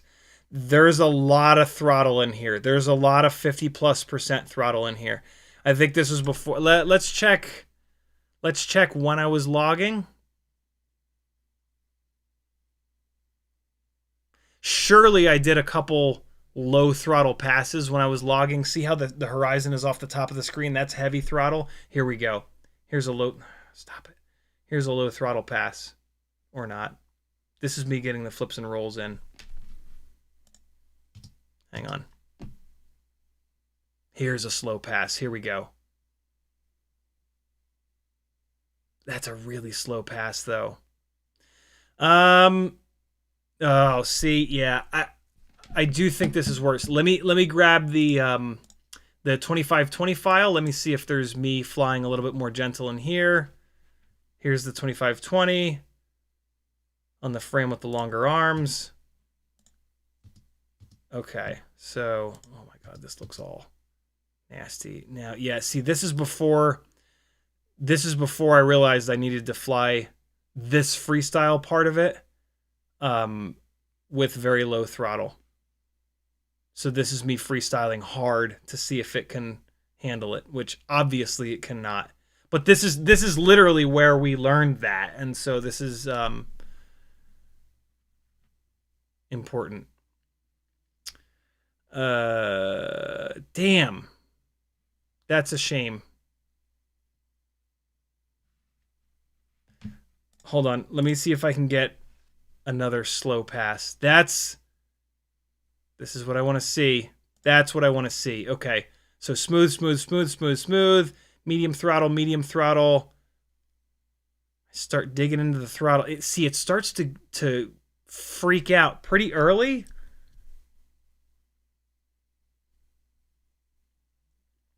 The horizon is way on the top. This is heavy throttle. When you put the horizon all the way on the top of the screen, you got to use a lot of throttle. Otherwise, you're going to dive into the ground. But see, now that's a lot of throttle there. It's not as good. This pass here, like, yeah. No, this pass here. The horizon's pretty high. Oof. Yeah, that's rough. Oh,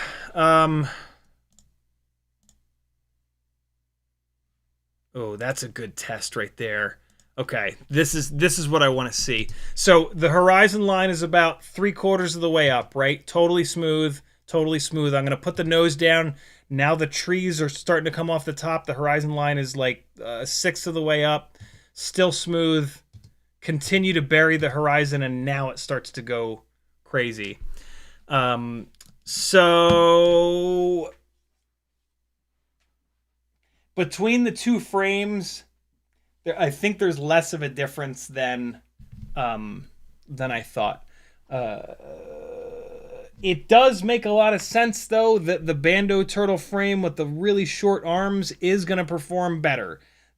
The shorter arm is going to vibrate less, and that's going to help the situation. So, like, if this is something that you're looking to do, a 2.5-inch frame like the Bando Turtle is going to perform a little bit better than the Pro Turtle because of the length of the arms.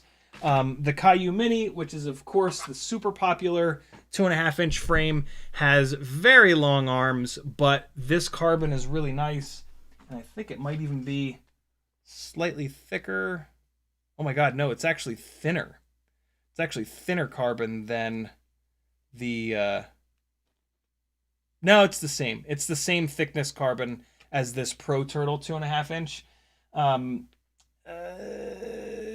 This will get built at some point, and we will redo a bunch of this testing with it, so we'll get to see. My guess is going to be that the Bando Turtle frame might be the way to go. The other thing I like about the Bando Turtle frame is this camera mount. I'm going to be begging folks in my Discord to design a camera mount for this frame, for these Bando Turtle frames, that will use this Flywoo 04 Lite camera holder, which has the bayonet mount. so that we can run an ND filter that will allow us to not get jello during in bright scenarios, like in the middle of the day, not golden hour, not blue hour. And I'm hoping that mount, because there's all this TPU hanging off the front, I'm hoping that the TPU and the mount setup for this thing will have just a little bit of motion to it, just a little bit of movement for a little bit of soft mounting to take some of those, to take the edge off of some of those vibrations, basically. So yeah, for like, you know, I want everything. I want cinematic, I want freestyle. The Bando Turtle, if you're gonna go, here's what I'm gonna say, if you're gonna go 2.5 inch, the Bando Turtle frame might be the best, because of the short arms and because of this mount setup.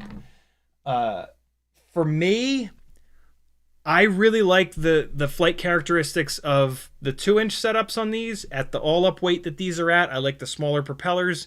It's not so floaty. It doesn't hit a brick wall when you jump off the throttle. This is my favorite in terms of, you know, having something that feels really comfortable to me, that flies like everything else that I fly and build. And if you're going to do the 2-inch setup, I do really like the Pro Turtle, because it's protecting the camera more. But I do need to buy that. I don't have the 2-inch Bando Turtle. It just worries me having that camera so far forward. But yeah, the frames do not seem to have nearly as big of an effect as obviously the propellers. And the motors, we've seen a pretty big effect as well. The Happy Model 1202.5s were absolutely worse than the Gep RC 1202.5s or the VCI 1003s or 1103s or the RC Power 1003s, or the other motor that I've tested that the name is escaping me. And so a really well balanced motor is important. A relatively well-balanced propeller is important, and then just staying the hell out of the throttle, using as low throttle as possible. Around 50% throttle seems to be the max, but that's going to vary depending on your all-up weight, your the kV of your motors that you're running, and so as low throttle as possible. Hey, also on Monday's live stream, I misspoke and I said that you can just turn Rocksteady on and see the freaking out live. You can't. I'm stupid. I don't know why I thought I said that. Rocksteady doesn't show you live. It only bakes it into the onboard footage. And Rocksteady is not a good idea because you then can't run it through Gyroflow. So, I mean, I guess if you just want to test it real quick, you can turn Rocksteady on and then do a pass at put your throttle percentage in your OSD, and then do a pass at 10% throttle, do the second pass at 20% throttle, 30, 40, 50, 60, 70, 80. By the time you get to 80% throttle, it's going to be freaking out. Rocksteady is going to freak out just like Gyroflow. And so then you pull the flight file off the onboard DVR and you just watch it. And you look for your first pass, which was 10, second pass 20, 30, 40, 50, 60. And on one of those passes, it'll start freaking the fuck out. And that's your max throttle. You can't go up to that throttle amount. It's probably going to be 50 or the 60% pass. But that's how you figure it out. And so now when you're flying that build and you want the footage to be clean in Gyroflow, totally clean in Gyroflow, right? We can use the workaround to get it like 80% clean. But if you want that 100%, now you know how much throttle. And so you go up. If I was flying that at Haystack Rock, I would have gone up and I would have just stared at that throttle percentage. And all the way out to the rock, I would have kept it at 48% throttle. And then I would have come up top. I wouldn't have done that throttle blip that gave me that terrible blip at the worst possible time. I would have come down the face, at 48% throttle or less. The last wrinkle in this is in that scenario, the wind was hitting the quad. And when the wind hits it, there's a chance that it can push it fast enough to alias the gyro data. nothing you can really do about that. The only thing you can really do about that is to make sure that you've got a motor that's big enough and has enough response time to give you a really good tune, a propeller that's light enough to give you a quick enough response time so that when the wind does hit it, it's basically what you have to do is have a quad that flies good. Have a quad that either has a really good mechanical system, props and motors that are really well sized, and or a rockin' PID tune. If you've got motors that are too small, propellers that are too heavy, you got to really push that PID tune to offset the fact that your response time of your motor prop package sucks. If your motor and prop package is good, setup is good, you don't want to have overactive PIDs that are going to cause overshoots and create extra motion. Cool. Last but not least, we've got the 850 mAh battery. I almost forgot. I haven't even looked at this. We're going to just drop this in the Gyroflow and see. This is the last thing we're going to look at today. Thanks for hanging, friends. CiottiFPV.com is how you support me. It's the only way I can continue to do this and do all this testing. And what? Oh, I had turned on. I'm so stupid. I had turned on Rocksteady for this. Oh, well, we're fine. No, Rocksteady's going to freak out just like Gyroflow. All we have to do is watch it. Okay, so let's see. This is the scenario where I did... boy, do I wish DJI would put audio on their stuff. Just put a mic, for Christ's sakes. Okay, so that's normal. So you can see Rocksteady freaking out looks exactly like Gyroflow freaking out. It has nothing to do with Rocksteady or Gyroflow. It has to do with gyro data that's bad, just bad data. And then Rocksteady and Gyroflow, they're doing what the data says, but the data is wrong. The data is bad. And so that's why it looks exactly the same. So let's see. I did a bunch of passes here. This is probably the 20. I started at 20%. Well, that ain't it, because I pitched down halfway through. At some point here, I did a 20% throttle pass, a 30, a 40, a 50, a 60, a 70. So the horizon is way off the top, so this is big throttle. Now the horizon is down a little bit farther. Still big throttle. I put the horizon line up higher. Whenever you see the horizon line go off the top of the screen, you're deep into the throttle, and so it's going to go nuts. So here we go. That might have been the first pass. Let me see. Fairly slow, coming down. So this might be the 20% throttle pass. And now it's clean. This could also be the 20% throttle pass. Let's see. This is the 20% throttle pass. Oh. Well, that might have been... That looked like me stabbing the throttle. Maybe this is it. Okay, clean.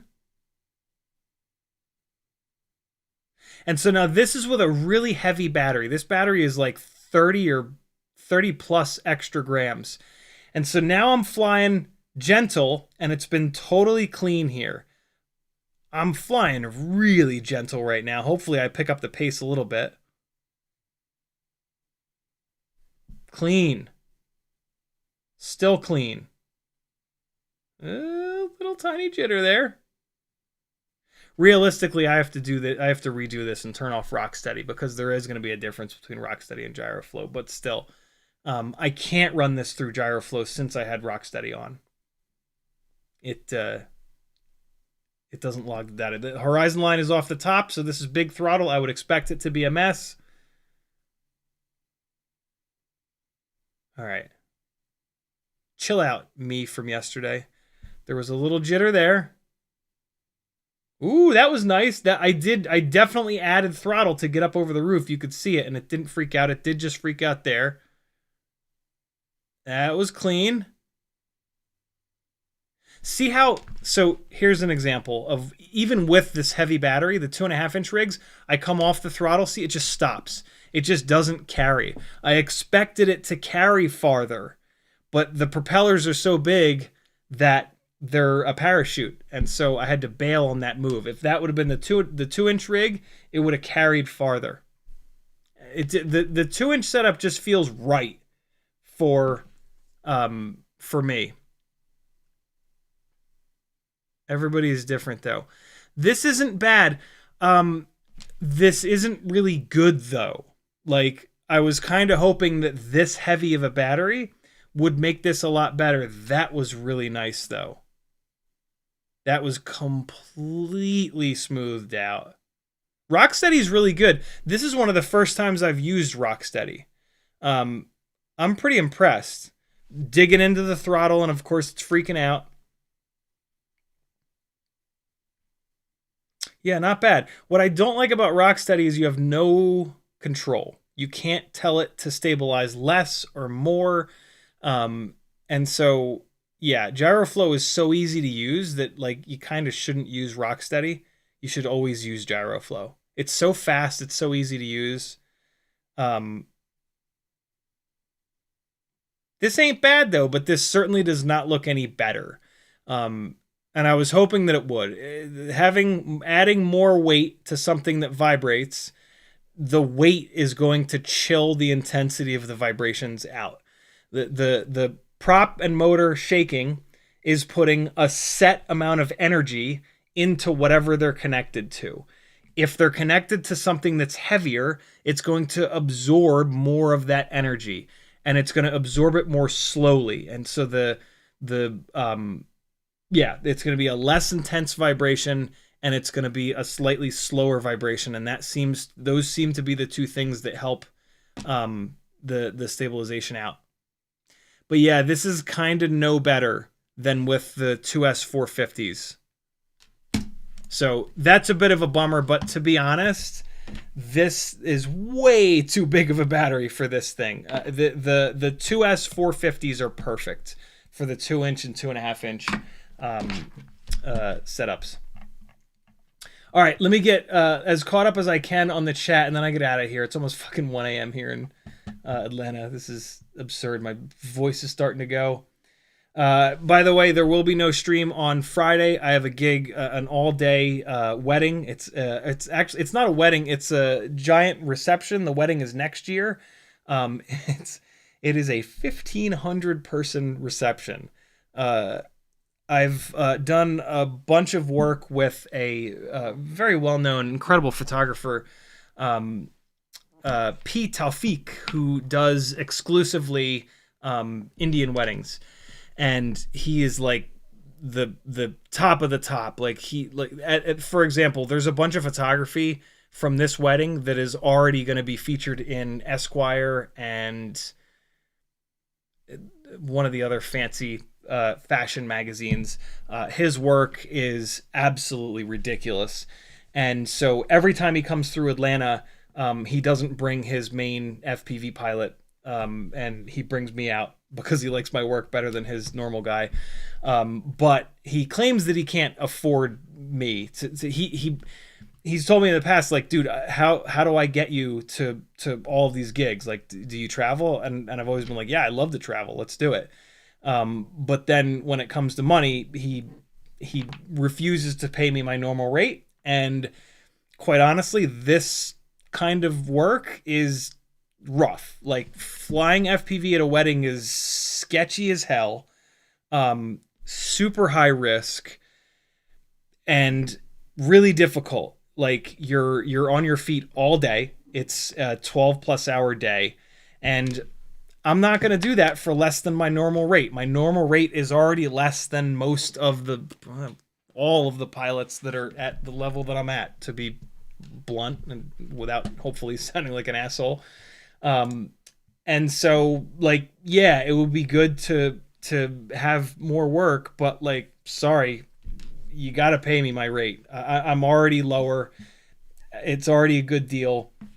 You know, he pays his guy significantly less, and every time he comes through Atlanta, he doesn't have his guy do it, right? So, like, you get what you pay for. And so, yeah, if someday he's willing to pay me what I charge, then I would love to travel around with him and do more stuff. But you gotta, it's this is one of the hardest things, if not the hardest thing, about just freelance life, to be honest. Like, screw, like, being an FPV pilot. Like, this is the hard part about being a freelancer and or just doing event-based work like this is there's always going to be more opportunities for less money. And so how low am I, how low should I go to book more work?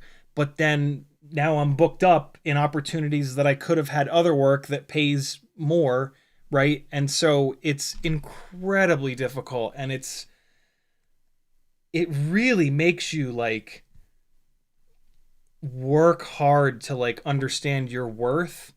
And then it just consistently tests you because you consistently get people that lowball you, and they literally won't hire you. Like sometimes they will, sometimes they'll lowball you and you're like, nope, this is my rate, it is what it is.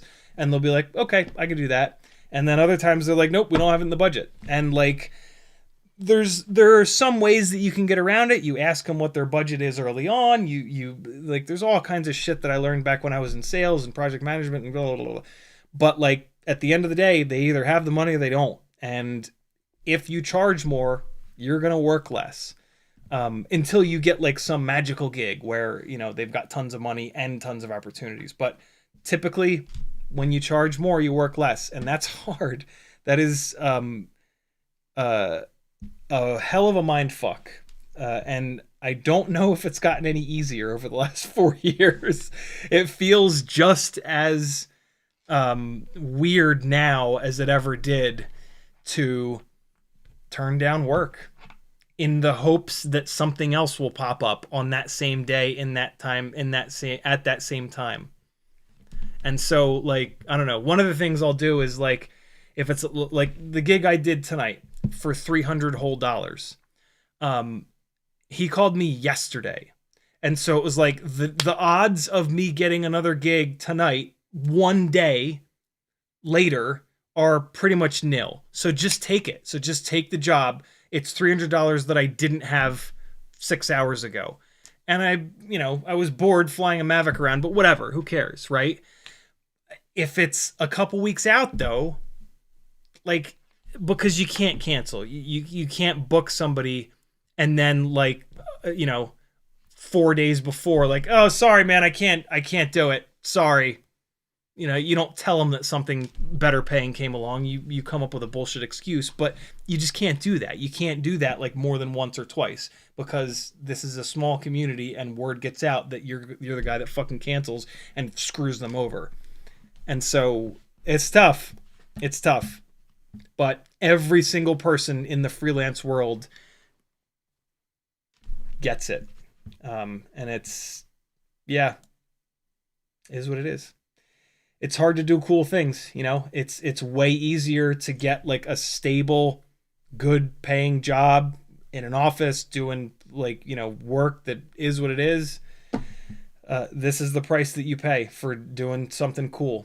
But like I said earlier, for my brand of mental illness, at the moment in this current season that I'm in, this is absolutely what I want to be doing. Nathan Wells says, what is a camera profile for and why do we need it in Gyroflow? It is, how do I explain this? Every camera lens has a different amount of fisheye, and if you've ever seen them point a camera at like a grid, like a printed grid, something like this, if I could get it out of there. Jesus Christ. If you've ever seen somebody point a camera at like a grid like this, you can create a camera profile that it does lens correction. It's like a digital... It's kind of like a digital map of the way that that specific lens works. And without it, you don't know when stuff moves around the screen, if it's moving a little or a lot because of the lens being bowed or because the camera is being rotated or pitched or yawed. And so, yeah, the camera profile allows the software to take the not aberrations, but the weirdness that every single different lens has out of the equation.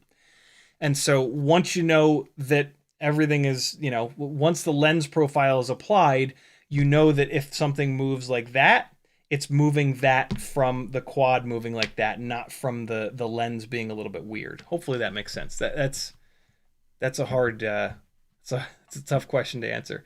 C2CFPV says, tell me how to get it to you. What's it? Blueback FPV says, I'm here, brother. C2C also says, check your Discord, general nonsense. I'll check it after the live stream. It is so late. I gotta wrap this shit up. Nathan Wells says, after all this testing, how is the 2.5-inch 533 cam BAM looking?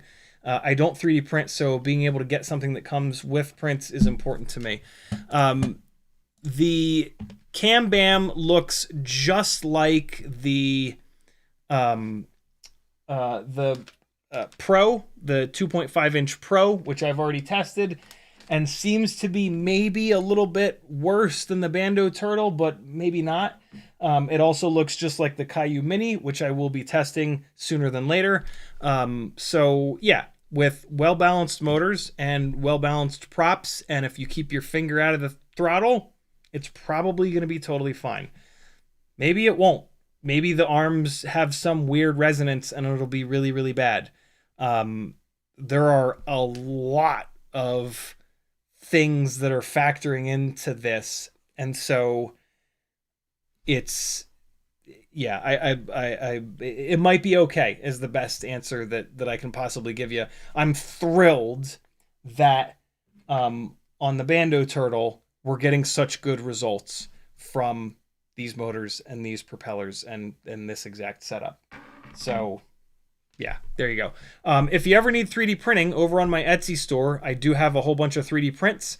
If you're on my Etsy store, right, and you buy like one of these Brain 3D prints, but what you actually want is a sub 250G FPV baby turtle camera mount, all you got to do is place the order for one of these, and then in the order notes, say, yo, Ciotti, I'm going to go to your website and email you or Facebook message you or Instagram message you or Discord message you the actual file that I want you to print instead of this. And that's absolutely fine. I will 3D print whatever you guys want. Or if you don't want to deal with the Etsy store, just message me and say, yo, I need this and I need... I need this and I need this for the battery and I need 2 of these. What's that going to cost? And I'll quote you a price and I'll print them out for you. I have a whole rainbow of different colors. Here's all the different colors that I've got. And yeah, I'll 3D print it for you. Send it on out. No worries. And I don't charge much. Like a Brain mount like this is, I think, like $5. I'm charging for the filament and my time and the wear and tear on the machine. I should probably start charging a little bit more for 3D print stuff, but get in now at the Ciotti bankrupts himself prices.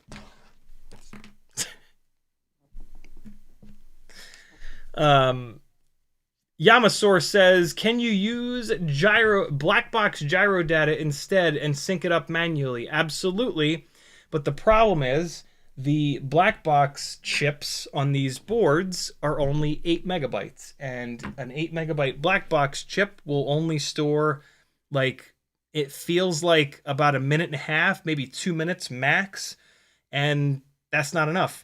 And then the fun part, you have to plug, after every single battery, you have to plug the quad into a laptop, open up Betaflight, activate mass storage device mode, let it mount on your desktop, open it up, copy it onto your laptop, disconnect the quad, reconnect the quad, go back to Betaflight, erase the black box data in Betaflight, disconnect from Betaflight, fly another battery. What a pain in the dick. I sure wish they put 64 meg? How many extra pennies would it be to put a 64 meg fucking chip on there? Annoying. Sporny says, I feel you. I'm unable to hold any steady job, but starting FPV was the biggest motivation to start something big. Nice, dude. I love that. I love that FPV is doing that for you. I actually don't. I don't necessarily have I don't necessarily have a problem holding a job. I have a problem being a functional human being while I have a steady job and not falling down a pit of in my 20s and 30s I had a problem. Maybe that's different now. My mental health has improved in my 40s more than my entire life, and so maybe I would be totally fine. But what I'm doing right now, like if I stop doing this, like that's it. I won't be able to like stop and then restart. This train is rolling, and it's something truly awesome is gonna maybe happen at some point, or it's not, and I'm okay either way. If we keep doing these live streams for another few years and like whatever until it falls off to the point where I can't afford to do it anymore, that's fine. I had a hell of a run, and I don't regret it for a second. Maybe I will when I'm trying and failing to retire. But the way things are going in this country, where nobody's probably going to make it to that point, or on the earth for that matter. And so, yeah, at some point I almost certainly will have to go back to a desk job, and hopefully it's better. Thanks for hanging, friends. Hold on. C2C hasn't told me what the it is, but I'm looking in general nonsense to try to see what's... So he posted a picture of a bando turtle. Oh, cool. With the mount. There's a mount out there for the bando turtle that works with the Flywoo wide angle lens, which I'm going to be printing once the Flywoo wide angle gets here. So that must have been the it that he's talking about. Very cool. Love that. Cool. Thanks for hanging, friends. CiottiFPV.com is my website. If you support people that are doing cool shit, they will keep doing cool shit, and we can all do cool shit together. Patreon helps me out the most, and it'll only cost you $3 a month. You kind of might as well jump up to the $5 a month tier, because then you'll get automatically entered into Tiny Whoop and Toothpick giveaways every single month. And then like eventually a bag of $50 worth of Tiny Whoop stuff will show up at your door. $50 worth of stuff versus an extra $2 a month. That's a pretty good deal, right? Yeah, Patreon's the best way you can support me. Lots of cool stuff comes with it. Unreleased, like, private playlist here on YouTube with lots of cool flying. Patreon only live streams, all kinds of good shit. Full Discord access. You're gonna get access to my Patreon with all kinds of cool tech articles. Etsy, buy some of my stuff. That helps a ton. Teespring store, get some fun FPV apparel with my logo on it, and then affiliate links. That's how you support me. Let's keep hanging out together forever. Thanks for hanging, friends. Here comes the analog flight footage from the Max Frames M2 with the better antenna and the 1202.5 motors. Beginning of the live stream had 1103 motors. End of the live stream here has 1202.5 motors with a better antenna. Different camera too. CO3 camera. Beginning of the live stream was a Foxeer Pico Razor camera. But two 2-inch rigs, same batteries, same props, similar frames. Be good, friends. I'll see you beautiful bastards on Sunday. No stream on Friday. I will be trying not to hit wedding guests. I will be not hitting wedding guests. That is not something to fucking joke about in my world. Here is the Max Frames M2 flight.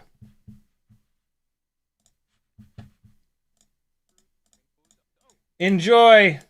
I'll see you guys on Sunday at 3 o'clock Eastern.